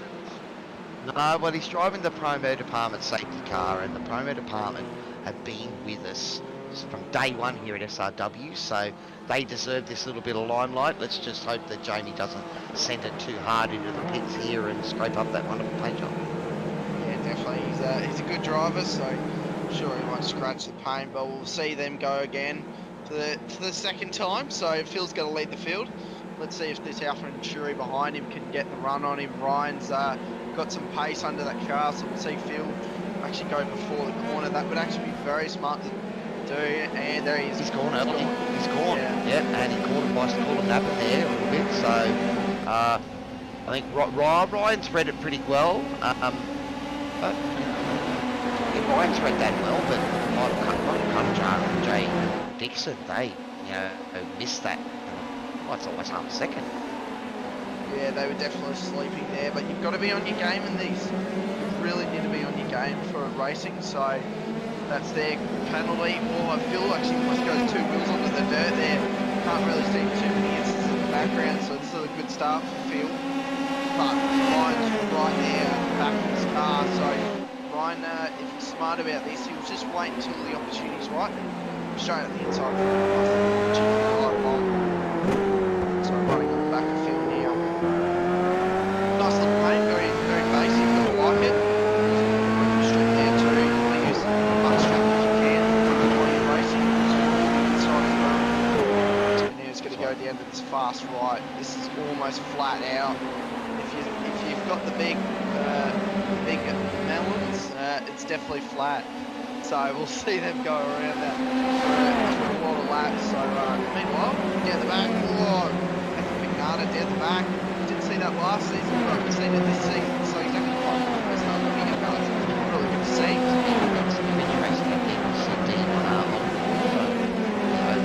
Didn't hear he was going to take a break. He was going to jump on the F3, so that's awesome. And at the moment, what running is that P17? P18 for Dean at the moment, so right in the thick of the action. 40 cars out on the track, 48 cars out on the track. P18 doesn't have quite as bad a ring to it. No, it definitely doesn't. So, Dean, one of the kitten cars, did see him last season. Had a lot of improvements to just his driving in general, so it's actually a back of cars. And seriously, in life, don't really want to make too much of a mistake, because if you drop back, you're not in the slipstream. You just want to stay there. Meanwhile, Andrew Johnson right up the inside there, really getting hot crack here. It's actually CM2. It's actually good mate, Chris Mitchell right there. I can see his logo there. You see Chris on the card. I say Tyson McCoy did get a penalty for that contact on lap 1, so team boss won't be too happy about that because he's trying to go in a bit deep and contact, pay the penalty, I suppose, as you call it, buddy. Yeah, that's it, mate. He just went deep, and he knew it was a big risk doing that, but you know, he pays a price for it now. So once we go back to the pack, Another safety car. One of the things we have said last season about the F3s is they are the car in iRacing that can break together front. So the likelihood of a safety car is certainly possible, but this sprint race, we're already almost 12 minutes into it, so he might have to scrub this race and think about the next one. Steven Sinkovich with Dean Sinkovich with an offset. Yeah, so just talk it up. Dean there put in, and he's made a little mistake. Mind you, I felt foul takes first last so it is a real thing. Yeah, they popped him in on. Yeah, it's just flapping our gaps, and now we'll go to Dean and see what kind of incident this is. So he's actually boxing from 2 of the Kenton cars here. Let's see what happens here. No, that's one kit car. My apologies. That's actually Tyson McAvoy. Is it Tyson there? Yeah, it is. Oh, He's just lost the rear. He's actually. I think then he got there, there was contact. Was it contact? Sorry, this is actually. Yeah, one of the kit cars is smashed right into the back of Dean there. Unfortunately. That's Danny, and that the front of Danny's car lifted there, so that thing's been damaged. Definitely. There's a hot crack battle at the front too. We should jump over to, but here's Scotty Bargent too. To see him back on track, renamed themselves. They've actually got corporate on the side of the car, so the cars are really spunky. It's good to see them rename themselves. Really nice. Well done, boys.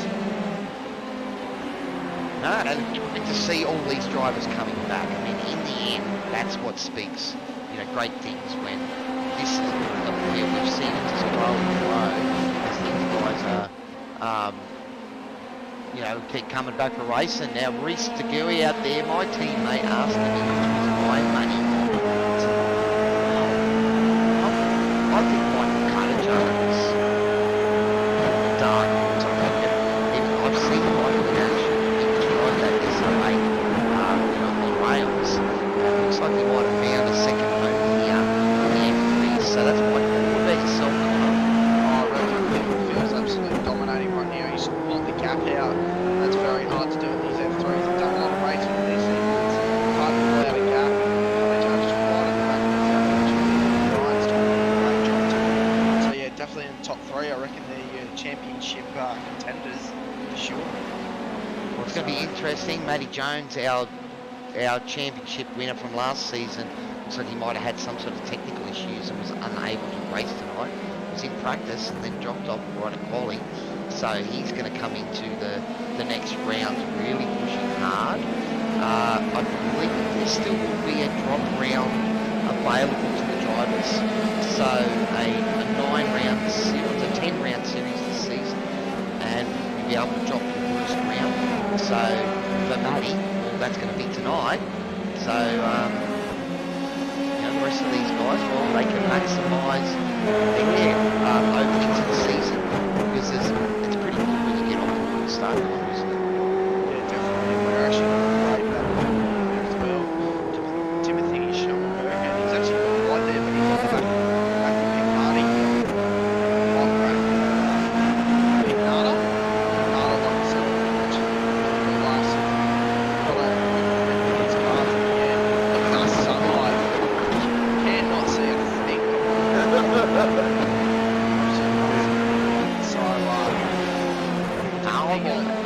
I'm all about immersion, so I love seeing people there in the light.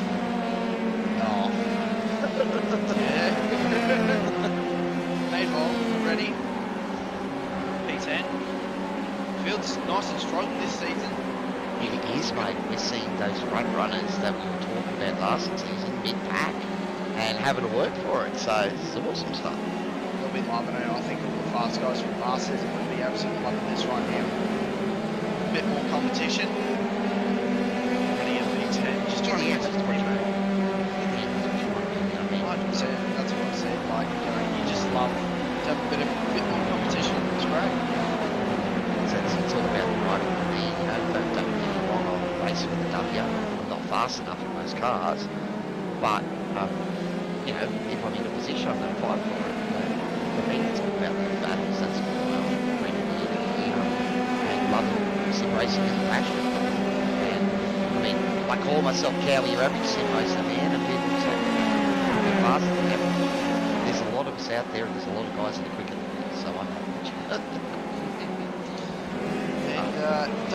Doug Gowan just on screen as well. Give him a shout out. He got P2 in the first races of the TCRs. So Yes. the F3s as well. Where's he running at the moment? He's in 6th position at the moment, so he's showing his good all-round driver. Drive a front wheel car that understands everything. To drive something that will be fairly twitchy and turn happy in the lower here.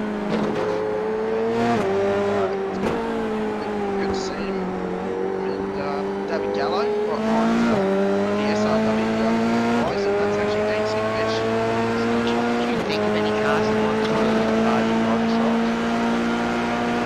Supercar and TCR. Supercar and TCR is probably the first, right? Yeah, I think These F3s will fit.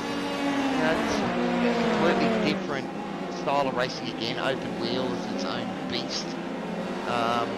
And I know driving the SR8 last season, didn't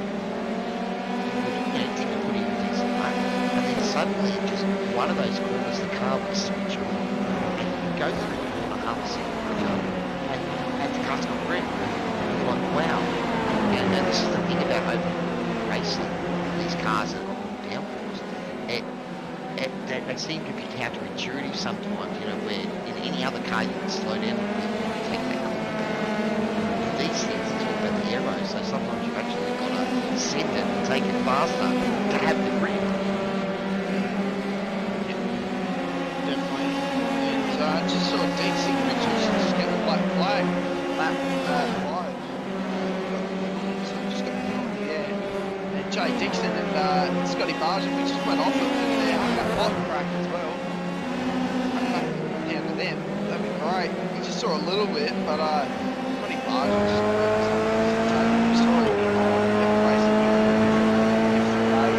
very quick competitor. Very definitely was a star, that's for sure. Team.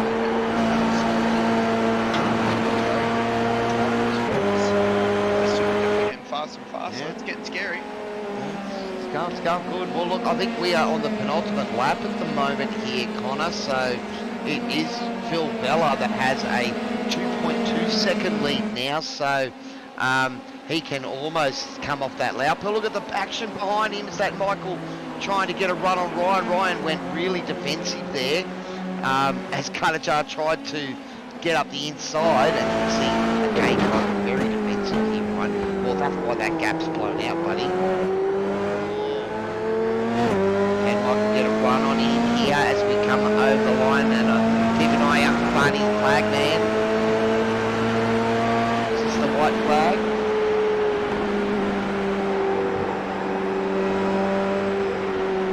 Okay, so so we. No, is that it?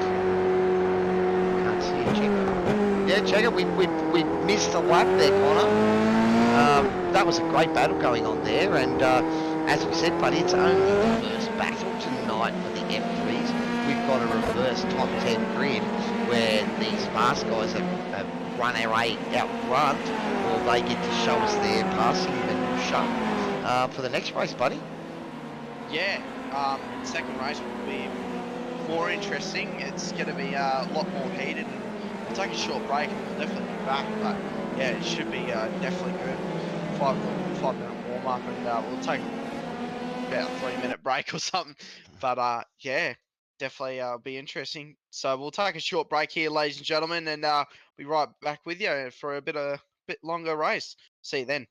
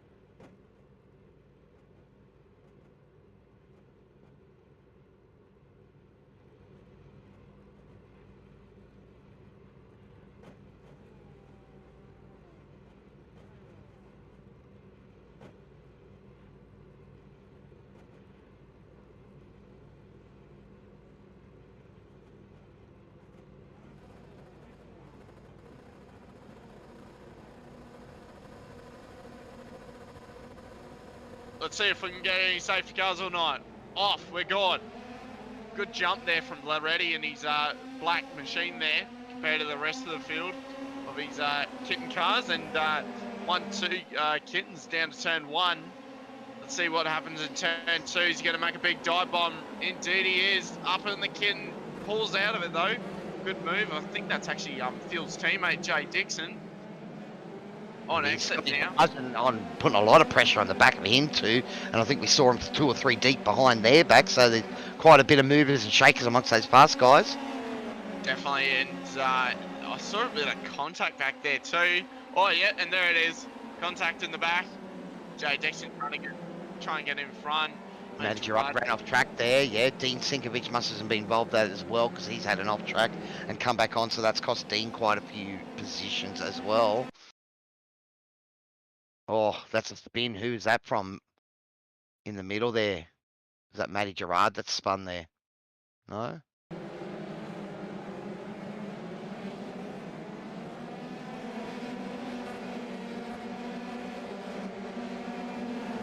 Oh, well, that obviously, yeah, a few. Oh, there's another. So, cold tyres, Connor. That's what it is, man. You see the rear of the car going around like that. Yeah. Too much jandal and cold tyres. Oh, mate, equals that's my trouble. word. Down to the back straight now. It's more Brendo's word, but down to the back straight. Scotty Barton, awesome move up the inside. He's going to commit. Yes, he has on Jay Dixon. Can he get the Kittens car as well? No, he's got Jay though. Or it's going to be interesting. Jay's going to have the inside again, no? Yeah, he definitely does. But Scott's got the outside. Yeah, Scott hasn't committed. So now let's see if Scott gets absolutely run over by the rest of the guys behind him because he hasn't got a good run out of the exit. And 38 minutes to go. Loretti got the fastest lap time that fastest lap. Now we'll just start second lap. Oh, a huge dive bomb up the inside. What? That was Daniel Hunter. That was Daniel Hunter having a big look then. But another newcomer to SRW, so great to see him having a great run. And it's awesome to have all of you guys on board. Of course, if you're out there in YouTube, Facebook land, let us know who your favourite driver is. If you're new to us here and are supporting the new guys that have joined the team, thank you very much for coming along and joining us. And the guys out there that let know the comms mic were a bit low, we do thank you for that feedback, and let us know how it sounds now, guys. Hopefully we've fixed it.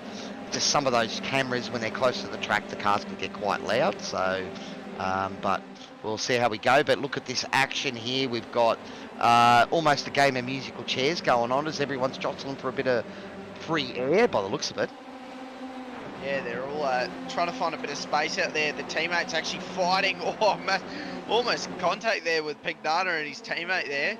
That was very close. So that's actually Ryan who finished up P2 in that race, in the last race. So I think Pignata actually might have just let him go there and going, hey mate, go in front. But Phil's right behind Pignata now. Well, you can see that, Phil Vella, who was our race 1 number winner, still in P10. He's been unable to sort of make any moves.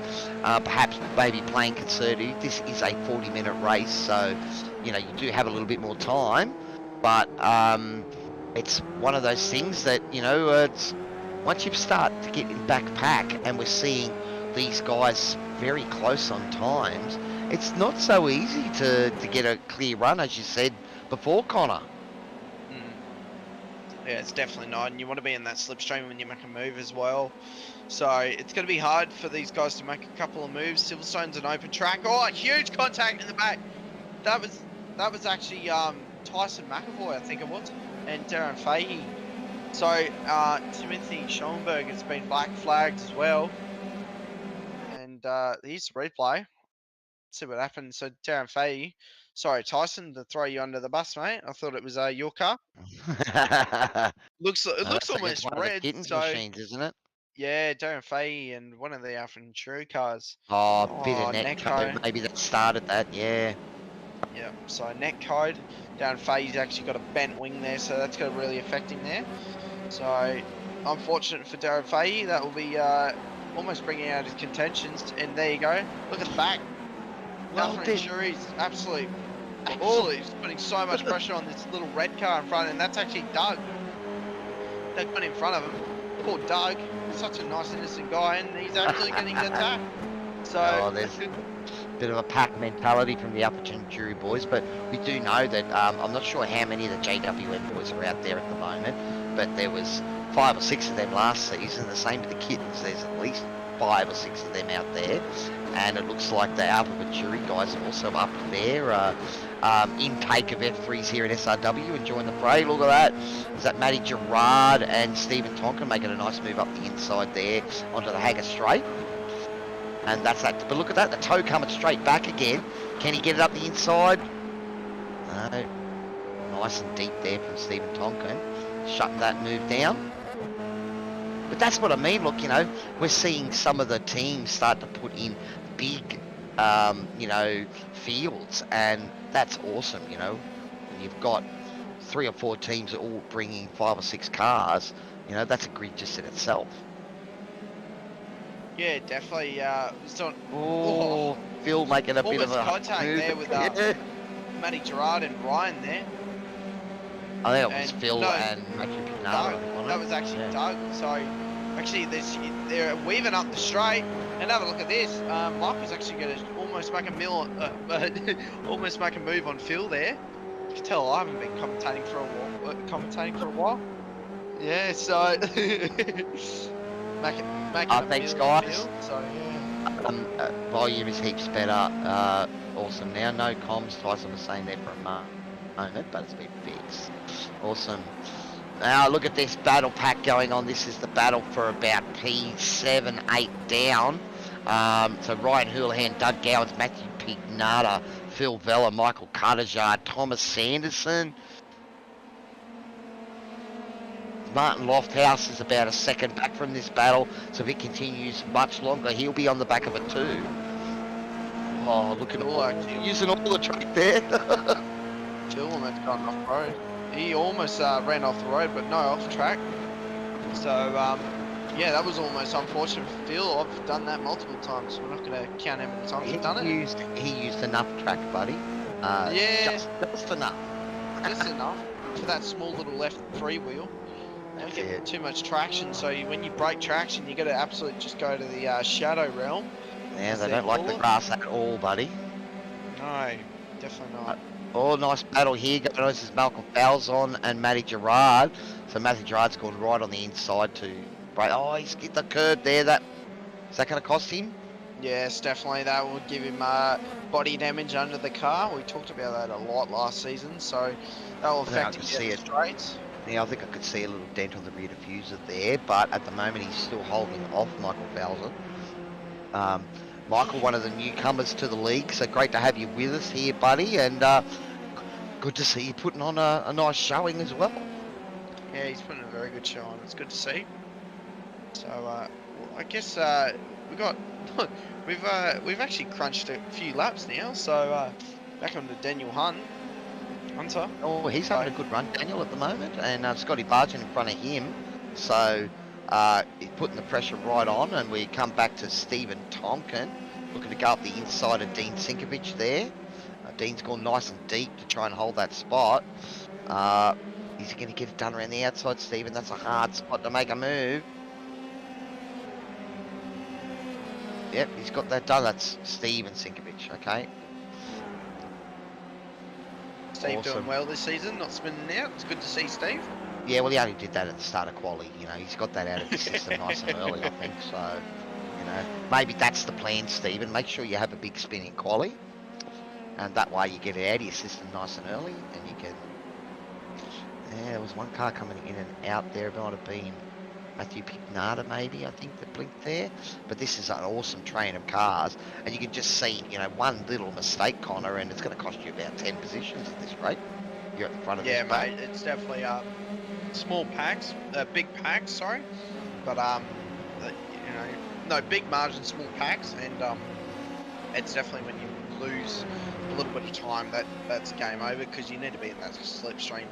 That's what does everything for these cars. So. It's such a big part of Silverstone. You know, we've seen it in the F1 where, you know, in previous years the you know, it was all about setting up the toe for your teammate. You know, the number 2 had to give the number 1 a slingshot, you know, for those extra few tenths for quali. And you can see it here. The draft just enables these battle packs. At the moment, you know, Adrian Loretti, so he had, who was up front with him there before? We've had a mistake from, was Michael Cutter? No, it wasn't Michael. It was up, who was next to Adrian? Was it Daniel? I think there was yeah, it might have been. I thought there was another kitten up the front there, but those two boys doing well at the moment. They had taken the gap to Jay out to about a second there early on, but he's done well and fought it right back. And this battle here, 1 to 3, they've got a 2-second gap over Daniel Hunter in P4. So we've got a little battle pack at the front of 3 cars battling for the lead, and then there's what, 7 or 8 in another pack behind them. So is this a little break from the peloton, buddy? Yeah, definitely, mate. It's seeing Jay sit on the back of these guys. It's good to see, and he's going to make a move up the inside of one of the kittens there, Daniel Byrne. He you were talking about slingshotting. That's actually a great strategy coming from Mr. Cowy there. That's probably what Loretti and Daniel should be doing, is slingshotting down the straight. It's got to find him a lot of time. I've done that with my teammate before, Braden Sagassa in the Pro Managers, so it definitely works. And Jay Dixon, he's just trying to make sure he stays close enough to maybe put a little bit of a spanner in that plan. So they try and do that sort of stuff, and he's within striking distance. They may well be handing it to him. So, although it's early, we are 10 minutes into our 40-minute feature race here. So 6 laps gone. We're on lap 7. So maybe expect, you know, around 20-something laps for this race. So I would say there's going to be requirement for a fuel stop. I didn't really get a chance to talk to the boys tonight and find out those fuel numbers. But, you know, with these 40-minute races, generally, you have to stop maybe for a little bit of a splash. You know, 4 or 5 litres. It's just, again, quite difficult to save that sort of quantity of fuel and not find yourself 20 seconds off the lead. Yeah, definitely. It's good to know some fuel numbers before you get into a race as a driver as well. So I'm sure a couple of them have done some numbers. Andrew Johnson. Well, we were talking up Steve Tonkin there before, buddy, and it looks like he's had a moment and right back deep in the field now. So might try and have a look at that thanks to Warren and Brown Technologies, our season sponsor here for the F3s for this Battle of the Ashes. Brits versus the Aussies. Definitely going for the Aussies. Well, we're giving the Brits a bit of a home advantage here, man, with the first couple of tracks of the season. You know? Oh, Stephen Tonkin. Oh, he's just rotated. Yeah. It looks like he hasn't put enough power in mid-corner, so he's actually rotated because he hasn't put enough power into it. Well, if he had to stay, I think if he had to stay the stop that first time, he might have got away without having to loop it around again. So, but that ended up probably costing him, you know, 5 or 6 seconds at least, the wait, and then having to loop it again. Having a look at Andrew Johnson here for the Andrek machine. That was a pretty cool looking livery, actually. So Jay Dixon has actually just got around Mr. Daniel Byrne. Yeah, it's a very good move. I actually saw it. If we can get a replay, but there might be a bit too much traction because Loretti's actually put a bit of a gap here. So actually we might get a bit of time here. So if we can get the replay up. Thanks to our awesome producer. Thank you. Oh, I'd say here it is. Here he's got a great exit on the. Is that the last corner? It is coming up to the first corner. The last corner. So yeah. So he's got a great exit there, and then he can just dictate through what he's done it easy. Looks like Daniel. Yeah, just 5 or 10 k's an hour slower, and just couldn't stay anywhere near him there. Just goes to show you how important that exit is. And you know what, I've got a few new drivers that have joined our team at the moment, Connor, and although I'm not the fastest, one of the things I've worked out, with a lot of these cars is you're almost better off giving up a bit of time on entry because you don't want to give it up on exit. That's it, mate.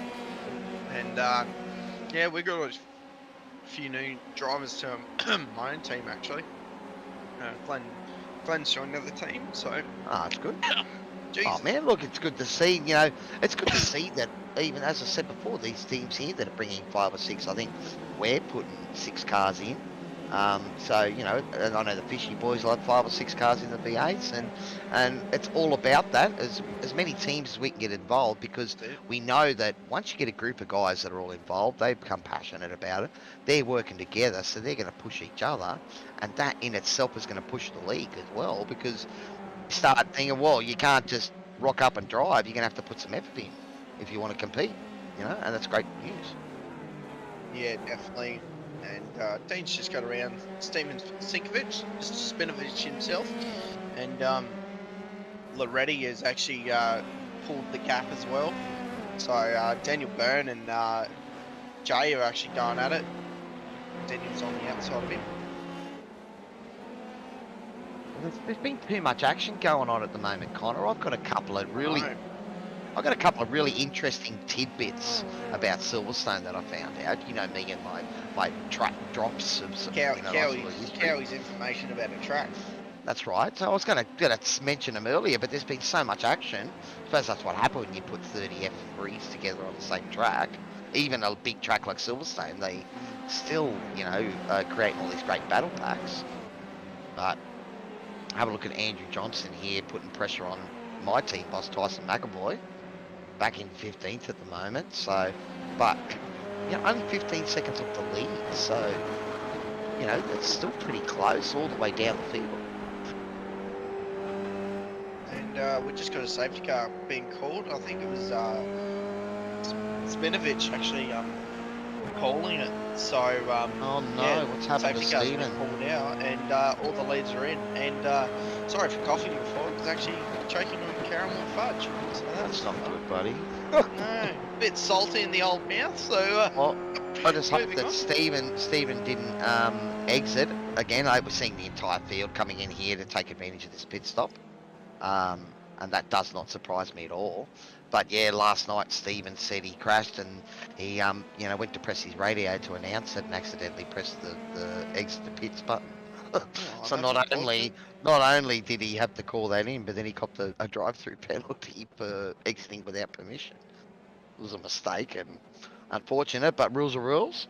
So at the moment he should be able to get his lap back, we would hope, and him and Andrew Lydon, and that'll give them a chance. But that safety car, man, I think that takes the fuel strategy out of play now.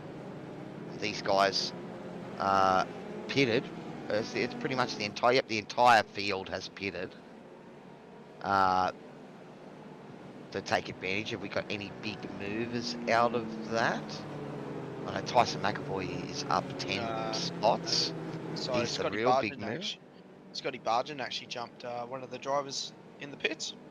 Yeah. Daniel Hunter. So he's back where he started on the grid. Daniel Hunter up 2, so he's had a pretty good start as well. Phil Vella, he's started to make a few moves as well, so he's in 7th position at the moment. Doug Gowan's probably one of the big losers of the top runners. He's running in 9th at the moment. And Darren Fahey is probably our biggest loser at the moment, finds himself back 13 positions, 2nd, 3rd last at the moment. So that's interesting. So I was just looking through the field, and Phil's jumped quite a few people. Fuel saving looks like he's done. So well done to Phil. He's using his noggin and been fuel saving. Right. So well done. Now, I was mentioning my track info, buddy. While the safety car's out there, I might get a chance to actually talk. And I found this really interesting tidbit about the Silverstone track. So this track was first used, or so the airport that the track makes a part of, I should say. Because we do know that this was a Royal Air Force bomber station. Yes, you didn't know and that. I am intelligent. It's good to know. Yep. And the track started from there. So the track was first used for motorsport by an ad hoc group of friends, right? They sent up an impromptu race here in 1947. One of their members, Maurice Gia-Geffen, he lived nearby and he knew that the airfield was deserted. So him and 11 other guys, they raced the 2-mile circuit around here. But during the race, a sheep had wandered onto the track and Maurice might have actually hit that sheep and destroyed his car in the process. So after that, I don't you know what think they you know what they named the race after that? The Silverstone. Mutton Grand Prix. Oh my god. That's genius. I'm sure the sheep's not okay though. I don't think the sheep was very happy, but yes, that was the Mutton Grand Mm. Prix. So look at how far this place has come from its Mutton Grand Prix origins, buddy. That poor sheep. Rest in peace, sheep. Oh well, we get great racing. There's a sacrifice and everything, so the sheep was involved. Oh, we all remember the kangaroo at the mountain one year. That was pretty scary. That's it. Yeah, that's it. So it can happen.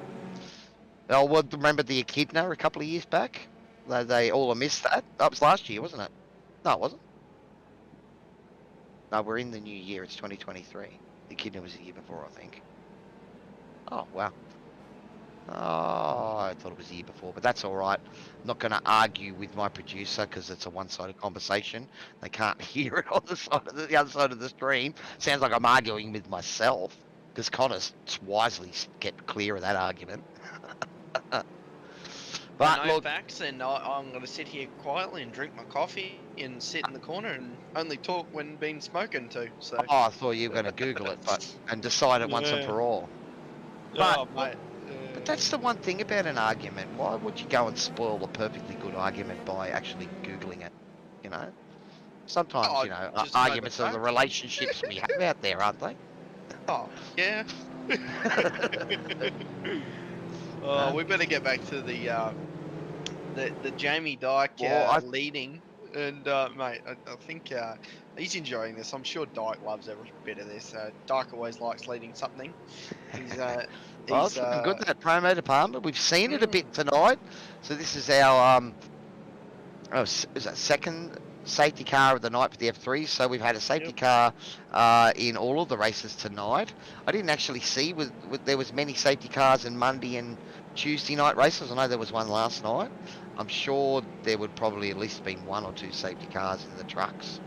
So the promo safety department keeping its 100% attendance record intact so far this season. It was 2021, so I've received a heartfelt apology from our producer, but that's all right, buddy.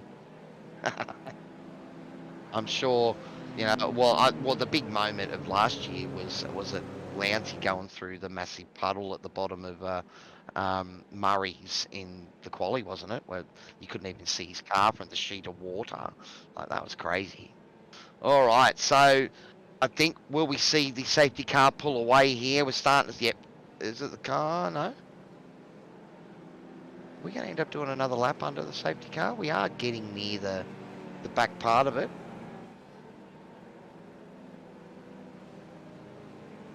Yep. So.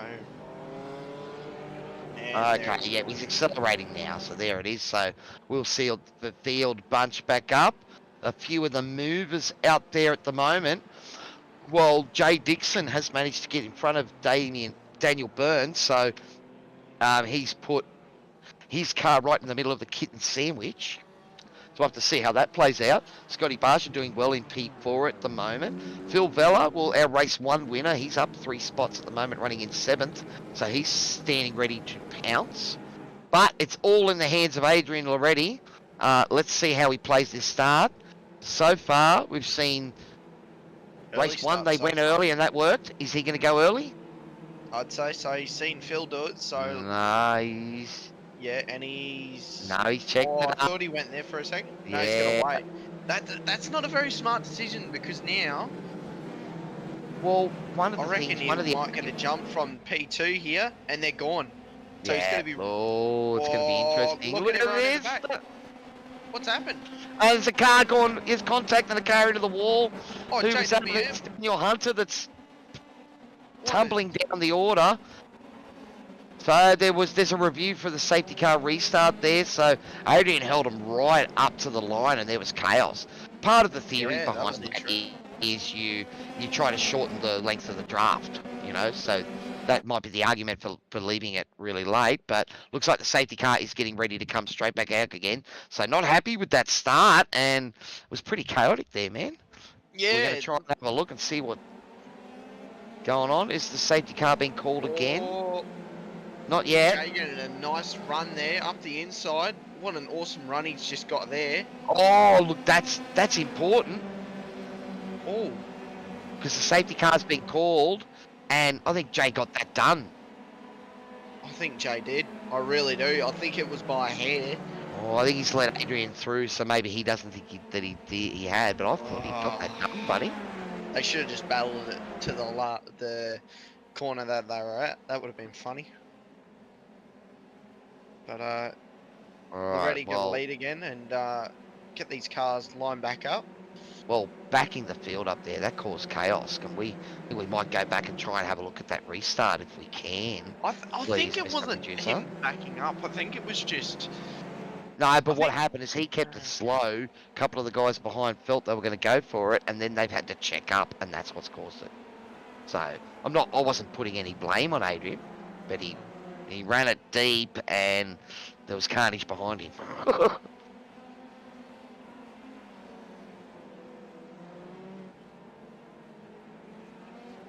Oh well, we'll let the replay talk. Right, Looks so like we're Steven ready to go around Singovich now. has dropped out. Miguel Crespo has dropped out. So Not many laps to go at all now. 9 laps to go now. okay, so race control just come over the radio to say that Jay Dixon did get that pass done. So they've just told Adrian to let him through. So race control well on it. Rob saying it's a bit awkward for him to bring up that race restart, so that's okay, buddy. There was a fair bit of carnage going on.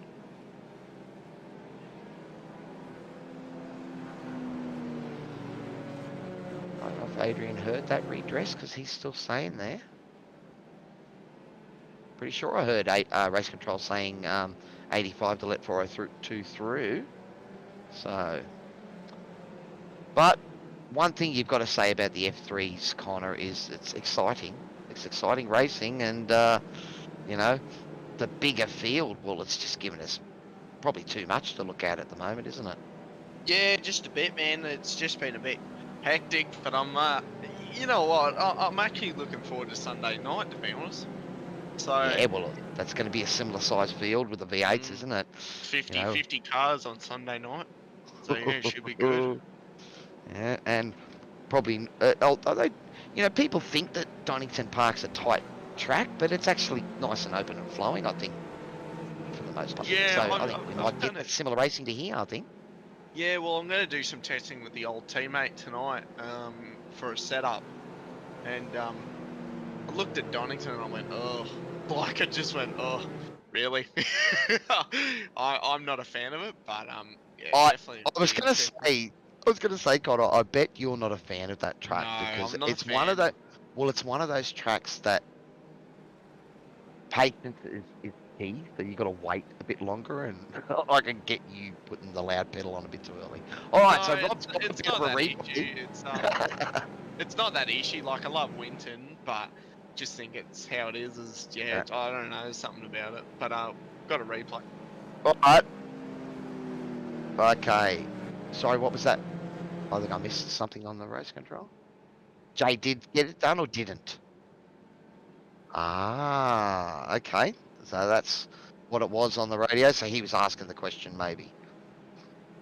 All right. Well, our field has all pitted. We are about 12 minutes to go of this motor race, so it's going to be a thick and frenzied finish. Safety car begets safety car, so we had one, and then the restart resulted in another. We still haven't heard from race control if there was any issues that they had with that safety restart. They did flag it was under review, but Yeah, definitely an interesting start, but I think yeah, I think it might have just been a bit of a checkup, like you said. I think it's I think Loretti probably could have won a bit earlier, but I get where Loretti's coming from because if he went any earlier, everyone's trying to still go around corners. So Right. he's done well. Like I think if you go from both ends, it's a really hard one to call. So I don't think race control will do much about it. I'd be Well, very I don't shocked think if they he's did. going to be at fault, but there might be a few Yeah. cars behind him that suddenly pass before the control line, stuff like that. Because when the field gets checked up like that, it can happen. Mm. Oh well, I've said to race control multiple times. I said to a lot of race controls, I've said, is it safer for me going round instead of going to the line, or do you want me to hit my brakes? And a lot of them just say, just go around. Like if it's safer just to go around, just go around. So we'll see what happens. But yeah, I did see one of the JWM cars actually just smash the wall with its front nose cones. So yeah, it'll be interesting to see. These F3 cars are very safe, so all our drivers should be okay. But Well, there's a few of them yeah. with motion sims out there now. So Yeah, you know, if true, you have true. that dialed up too hard, it might throw you out. But Be a rough ride in these little F3s, that's for sure. in the end, you know, we know that, you know, when you first get one of those sort of systems, I reckon you dial it up to 100 and see what it's like, and then go, well, that's a bit too much. Because the game, it's all about trying to give you that immersion and those extra sort of, you know, cues that are going to help you if you feel the car move underneath you by your rig moving, that it doesn't need to shake you out of it, but just that little bit of subtle traction loss or those sort of things are, you know, even butt kickers. You know, it's all about, you know, you testing the edges of the track and you go a little bit onto the grass, the butt kicker will give you that rumble and you go, oh, that's a bit too far, you know. It's all about just those extra cues. And sometimes, you know, less is more, is what they say when it comes to motion. You know, you don't want it to distract you, you want it to assist you driving. That's it. So safety car's going to come in this lap. And talking about motions before we go green, I saw John Lee's new rig, by the way. His Oh. home rig. Yeah, it's a bit nuts. I'm not gonna lie. It's got every pitch and roll that you could ever think of in motion. Goes forwards, backwards, side, left to right, and yaw as well. So it's absolutely insane.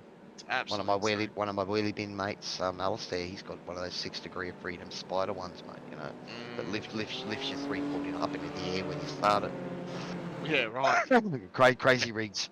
But look at this, guys. We have a absolute gaggle of F3s back there. And you can see already a few of them maybe, you know, popping out when that checkup happens. One of the things when you are sort of at the back of a field like this, it can be really hard to maintain that, you know, 80 Ks and stay close. So you end up with speeding up, slowing down. If you hit the brakes, you can sometimes check the guy behind. So you will see a lot of it where they're settling down, they'll pull out to the side rather than brake. And that's to try and avoid it. Let's see if we can avoid it this time. How will Adrian Loretti play it this time? Looks like he's gone early. No.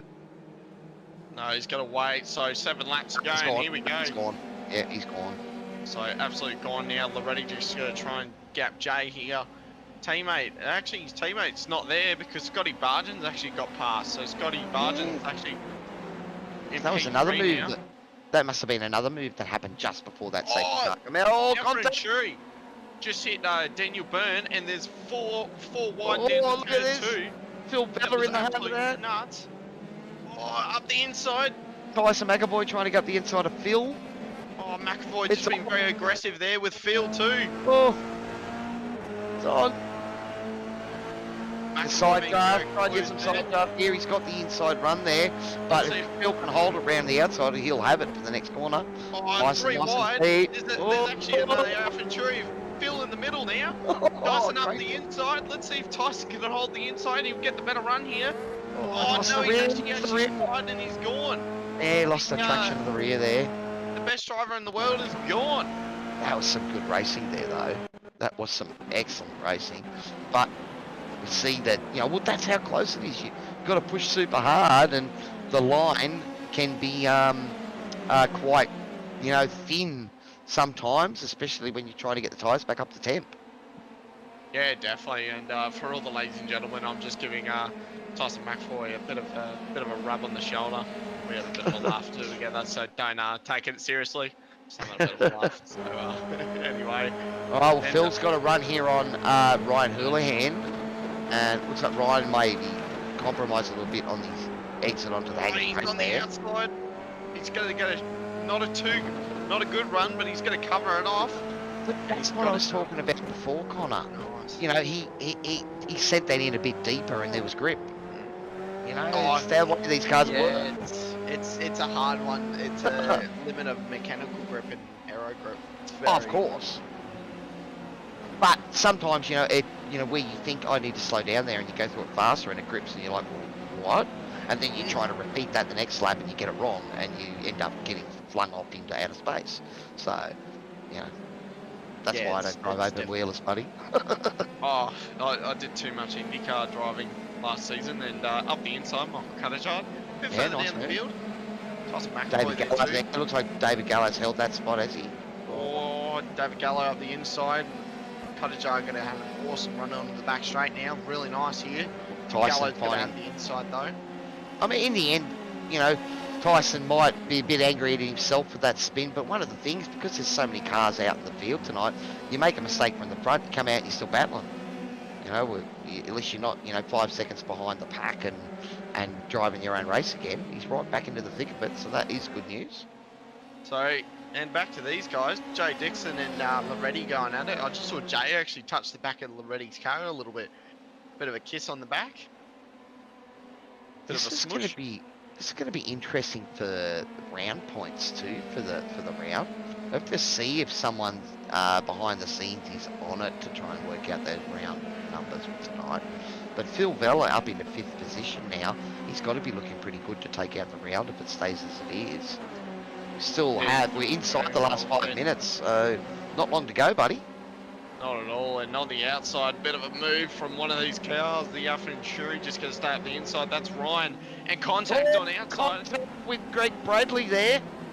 Oh, Bradley off the road now, so he's just called it in. I reckon that will be down to Ryan. Let's see what's happened, but actually there's a car backwards in the background there. Yeah, he was completely backwards. Wow. I think he came into on traffic, so we'll see what happens there. It might have been Michael Gerard. Too. Might have been Michael Gerard, but have a look at the SDK timing, and there's passes and stuff going all on here. So, So Tyson McAvoy just was black flag passing prior to the control line. was it? Oh, okay. He's So done. he's So he's out. jumped it. Oh, that's going to And they hurt. Manny Gerard, the Kiwi That that was- was very famous in the GT3s last season. He's just backed off the road. Well, that's the car that was backwards that you saw there before. It looks like he's had to wait for pretty much the entire field to come through there. Unfortunately. Well, it is only about 3.5 minutes left of this motor race, and at the moment it is Adrian Loretti for Kittens racing out in front. Jay Dixon behind him, keeping the pressure on. And Scotty Barjan running in P3. Phil Vella, our race 1 winner in P4 at the moment, he's up 6 positions with a great race. Matthew Pignata up 7 as well in 5th. So those guys putting in a pretty good showing. Definitely good, putting a good show on, and have a look at these two just going at it hard. Darren Fahey just keeping it on. He's definitely not hanging back up into P13.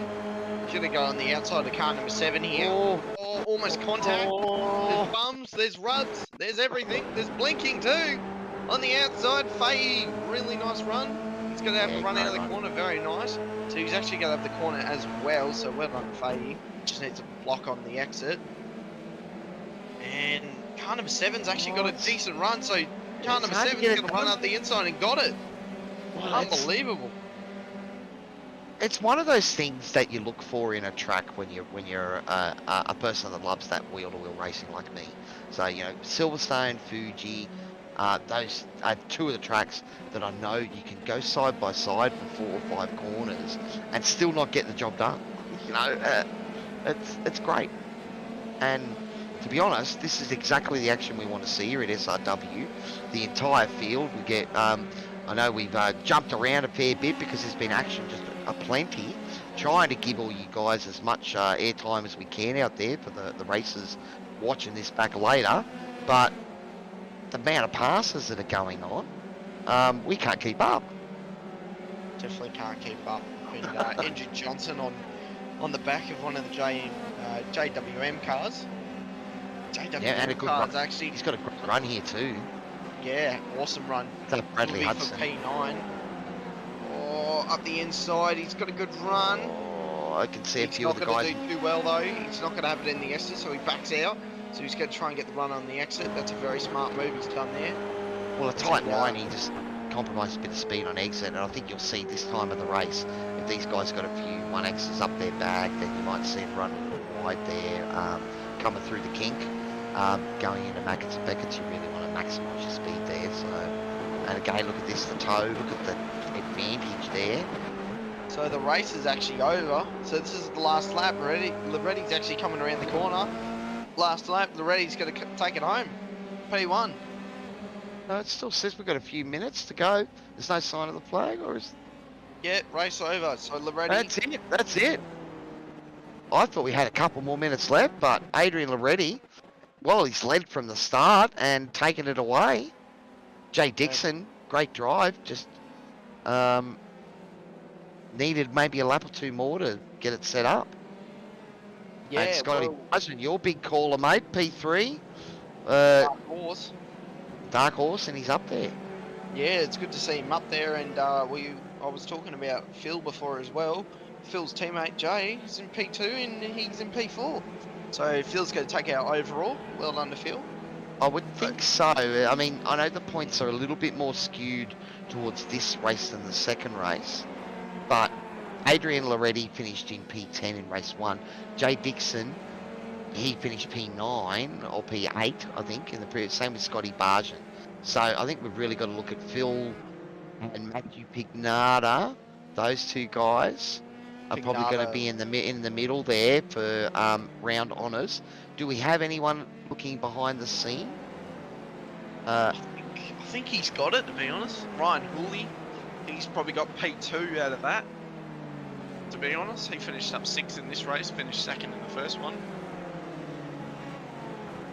So yeah, I think that's Well, Jay Dixon did alright.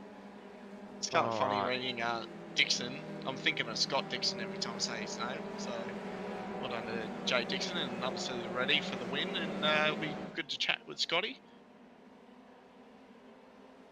And there's Right, so here's the results of our feature race. So it is Adrian Loretti Racing taking out race number 2. Jay Dixon of DFR. And then Scott Barjan for Area 51 Sim Swords, wrapping out the podium. Phil Vella in P4. So I'm just going to put up a chat there and see if we've got anyone working out the round result. But I think you're right, buddy. I think with a P1 race 1 and a P4 in race 2, Phil Vella. Yep. Yeah, he's P1 for sure. So we'll have to get him in the box, and I'm sure this might be a bit long. We might get a few drivers in this one. Well, we'll have to see how many of them jump into the green room. But I'm sure that it's just been flagged by race control, so maybe they're looking into it at the moment. Alfred and Shuri taking a bit of a photo. Well done, boys. Yeah. Well, 4 of those guys there, so that is awesome to have their support. They joined in last season and back again to rumble again for the F3s here at SRW, so awesome to have those boys with us. Let's bring in Scotty Barjan, and I'll have a chat to him. Scotty Barjan, mate. It's good to have you on board, mate. P3 for the second race. How do you feel, mate? Yeah, pretty good. I was quite stoked and wasn't expecting it with the talent we got in the field tonight. Yeah, mate, it definitely looked hard out there. You had a bit of a battle in your hands for a while there. You were kind of, in that top 5 there, and then you've got P3, mate. How do you kind of feel about that?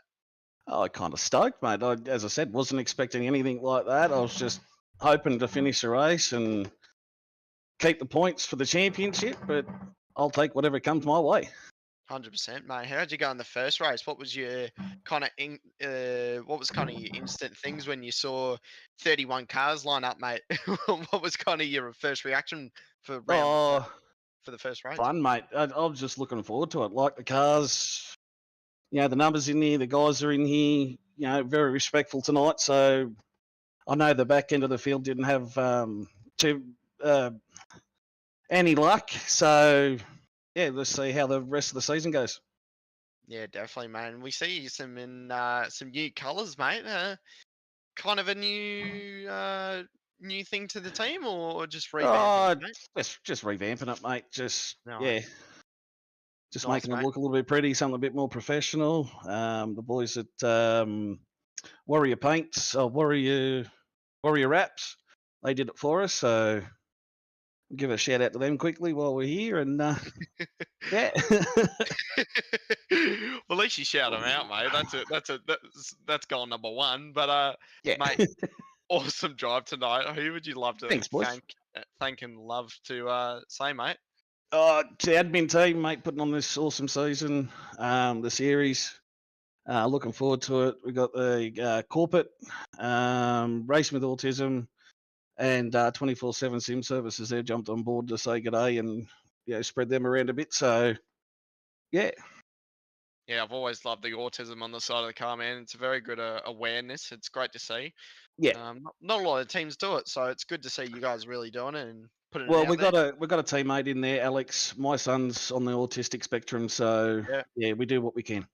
Yeah, 100%, mate. My brother's got it as well, so yeah, it's definitely not rare anymore, is it? It's No. but they're great people, and we should definitely shout them out. So, mate, Definitely. you're doing great and doing well for the first round. So hyped for the second round now.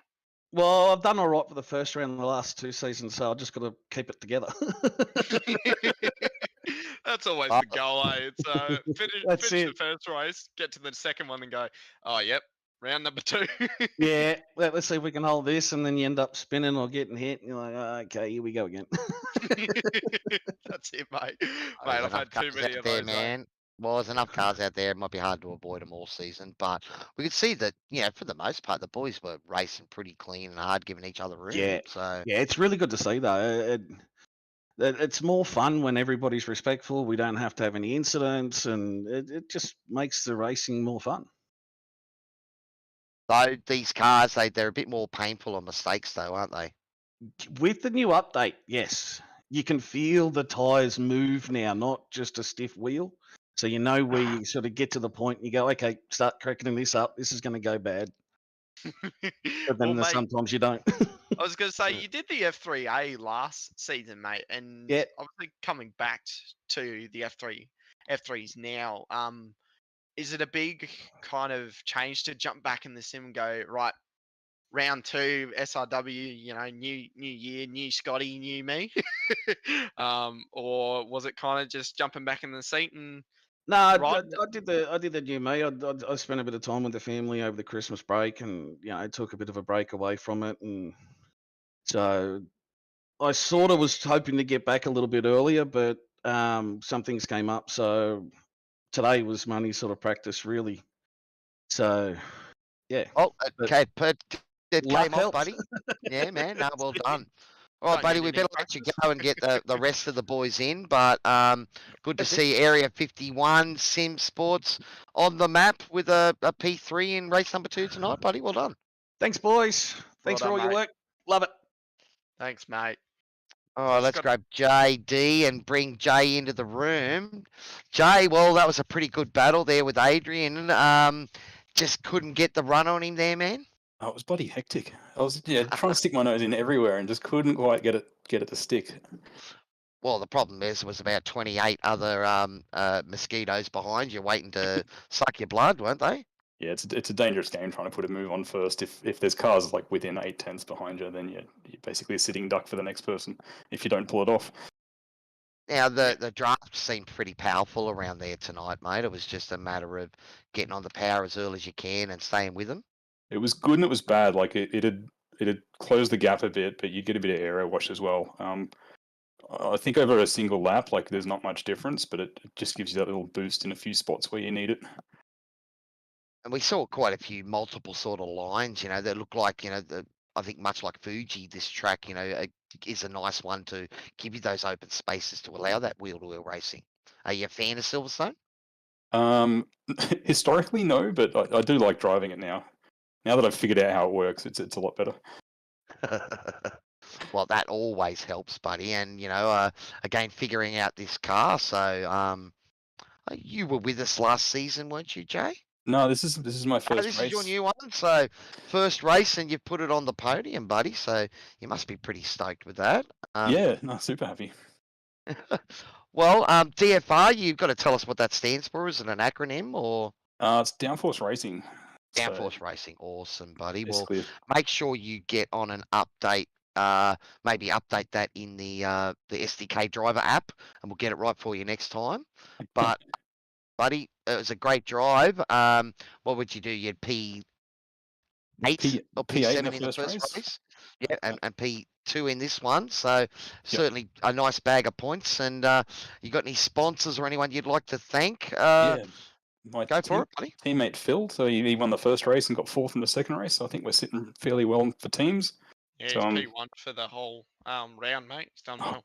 Brilliant. I think so, yeah. Good work. So yeah, no, just thanks to the DFR crew for the support we get, and the Android guys as well. We're pretty friendly with that lot. Thanks to you guys for putting on a show and looking after us for an hour. Awesome, Jay. Well, you go back and pleasure, see if you mate. can find Phil and tell him to jump down to the green room, because we Will do do. think he's probably taken out the round, so we'd like to have a chat to him. Yep. But well done, and thanks for joining the league, mate. And good to see you right on the pace to begin with. So it should make for a nice, exciting season. Fabulous. Thanks for your work. I'll see you next week. Awesome, Well done, buddy. mate. Well done. All right, so let's get Adrian in first. We've got Ryan Hurley, who's jumped into the green room there as well. So I think he must be pretty close to a round winner as well. But let's get Adrian in first. So Adrian Loretti, race number 2, buddy. Was that a strategic P10 in race number 1, was it? Oh, were you watching that, were you? No, I was watching it, and then I'm like, oh, yeah, I reckon I'm just going to stick here. I wasn't going to get Daniel in front of me and the other two guys, so I just stuck it out, and it paid off. Awesome. Well, there certainly was a fair bit of pressure applied on there from Jay behind you, but that first restart, I've got to talk to you about that, buddy. We thought you were going to go early. Did you sort of half go and then thought he's read it, so I better leave it to the line? No, I was always going to go late, and I was watching him, and I don't know, I reckon he went before I actually went, and then I saw him go, so I went. So I think he actually got the jump, and it forced me to go. I wasn't sure where the line was, like if I was near the yeah. Anyway, it was close, and then thankfully we had another safety car. Eeny, meeny, miny, mo. That's it. Well, race 1, mate, you found yourself deep in the pack. I mean, all of the kittens were, pretty deep in the sandbox there, buddy. How did that feel to have this extra competition come along and really take it to you boys straight out of the bat? I saw when I jumped into practice, some of the times were just stupid quick. And then quali, obviously, I think I qualified 11th or something, 12th, whatever it was. There's some quick guys. And then Jay at the end, he was definitely putting pressure on me, and you could see my lap times were going quicker on the last couple laps actually, because he was just pushing me. But that was a good battle. It was clean. I enjoyed it. Awesome, buddy. Well, once again, we get to have a chat to you and the Kittens team. So better let you talk about who is looking after you guys out there. But great win in race number 2 and some valuable points for the start of the season, buddy. That's it. Thank you. So obviously, we'd like to thank Kittens, AML Technology, Driver 808, and TDK Civil. And then I'll say hello to my kids, Daniela and Michael. Awesome, and obviously buddy. you guys and everyone at SRW. So don't forget us, mate. But, that's it. It's all about you boys. But great race, and I might come up and have a chat to you boys pretty soon once we're all done here. No worries. Cheers, Thanks a mate. lot. All right, what we might do, Connor, is let's bring in, I think Glorious Invocations here must be Phil. So we're going to bring in Phil and Ryan as well. Am I right there, Glorious Invocations? Is this the Phil Vella we are expecting? Yeah, that's correct. Awesome, buddy. Well, you are tonight's round winner, P1 in the first race and P4 in the second one. We noticed at the start of that second race, man, you were P10 for a while there. It didn't look that easy back there. Yeah, it was quite challenging to work through the pack. There was some great kind of defensive driving from a few ahead of us, and always at the back of your head is there's a lot more laps left to close that gap. Unfortunately, tonight there weren't that many laps left to close it out, but just trying to keep it a bit safe and patient. Well, we were talking with Jay before there. You guys are all both new to SRW, and you've come on, and both of you get on the podium. You must be pretty chuffed with that for a start. Yeah, really happy with the result tonight, and we're here because Jay's put the work in and made sure we're all prepped and ready to go. So greatly appreciative for those efforts as well. Awesome, buddy. Well, Jay's given the sponsors a nice spruik, so what we might do is have a chat to Ryan as well. Ryan, looks like you've taken out, is it P2 for the round? So P6 in race number 2, and what was that? It was P3 in race number 1, buddy. So, nice consistent start to the season, and find yourself at the pointy end, buddy. Yeah, it was a good way to ease myself into it. First race in these F3s was pretty fun. So that's the car. So so are you a regular F3 runner yourself? To be honest, this is my first F3 race. What do you normally race, buddy? Usually GT3s. On a Assetto Corsa, but jumped over to iRacing and it's been pretty fun so far. So you're a recent convert, but I think I made that journey a couple of years myself ago. But so you really enjoy the competitive nature of the racing here? Yeah, it's been fun. I didn't know what to expect with anyone's time apart from my teammates. So I sort of just jumped in and pretty happy with where I was. And the results were all right. That's it, man. And as well, it's probably similar to Phil in that second race. Back in the middle of the pack, it wasn't so easy as it was in the first race when you had a bit of clear air. No, definitely not. It was a bit challenging. The safety car restart really threw me off. Not starting until the control line. Okay, well, you can thank Adrian for that one, buddy. So his plan obviously worked. I pit for tyres, which I don't know if I was the right call in the end, because I lost a couple of spots and didn't really make it back, so it is what it is.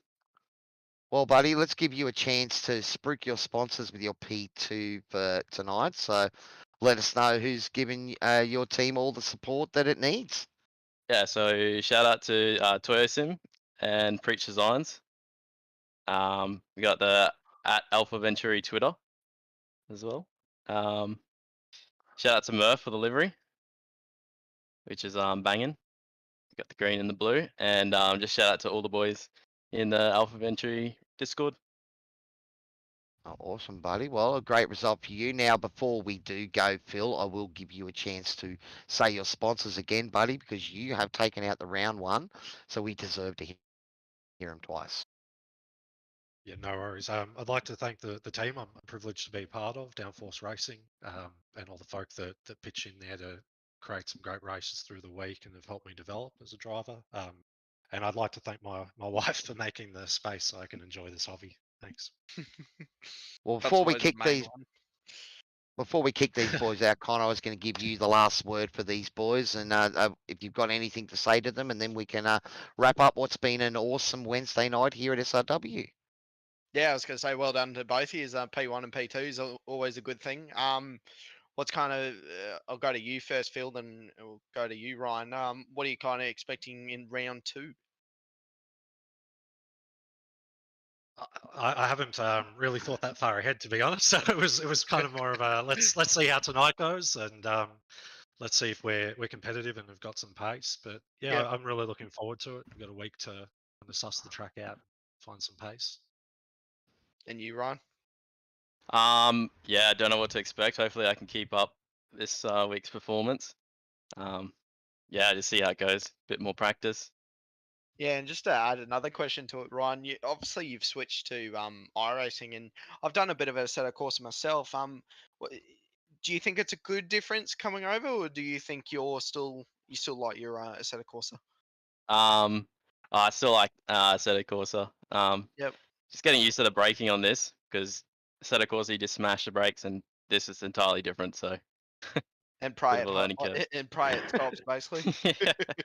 Well, I Pretty will say, much. but I think you've come in at a good time. From what I've experienced, the new tyre model seems to be an improvement, and you get to feel the edge of the grip of the car a bit better. But yeah, no, as always, it's great to have you guys in, and your first outing for SRW, and you put it on the podium, or put it on the top step, mate. So well done. Yes, yeah, stoked. Awesome. All right, Connor, thanks very much, mate. I must give you a special thanks for coming in and helping at the last minute call. I know you surprised the hell out of me in the TCRs. I'm like, what are you doing crashing my stream? And then I missed the message where you said to me, I'm crashing your stream, Cowy. Yeah, I'm supposed to only stream on Thursday nights and do my own thing on Saturday and Friday. So yeah, no, all good. It's always a pleasure coming in last minute and help out. So you're the one looking after the prototypes and the AE80 the 86s Indeed. tomorrow night, mate. Indeed, So that's mate, going to be indeed. some craziness. You've got a double header ahead of you. Yes, But mate, also yes. a big thanks to Rob the Saint behind the scenes. It's my first show with you, Rob, and I think it went off pretty well. I'm sure we can pick it apart later and find out what we did wrong. But thanks very much, and great to have you on board. Of course, everyone out there in Facebook land and that, guys, we will wrap up our F3 series here at SRW TV. As always, don't forget to hit the like button, subscribe, click the bell notification so you don't miss out on any of the great action here at SRW. On behalf of our broadcast and management team here at Sim Racing World, this is Cow, your average sim racer. We had Connor Pixie Nixon and Rob Painter behind the scene. Thanks very much for watching tonight, and we will see you all next time on SRW TV. To turn one, this is amazing. Up to clash heads again. This is like Chaz Mostert and Cam Waters. Almost the same situation. Better contact going down to the hill. Sam Noble wants to sniff on Dave Coleman now. Sam Noble model right now because tell you what, Bruce Tanner and Jamie Dyke just sort of away from him.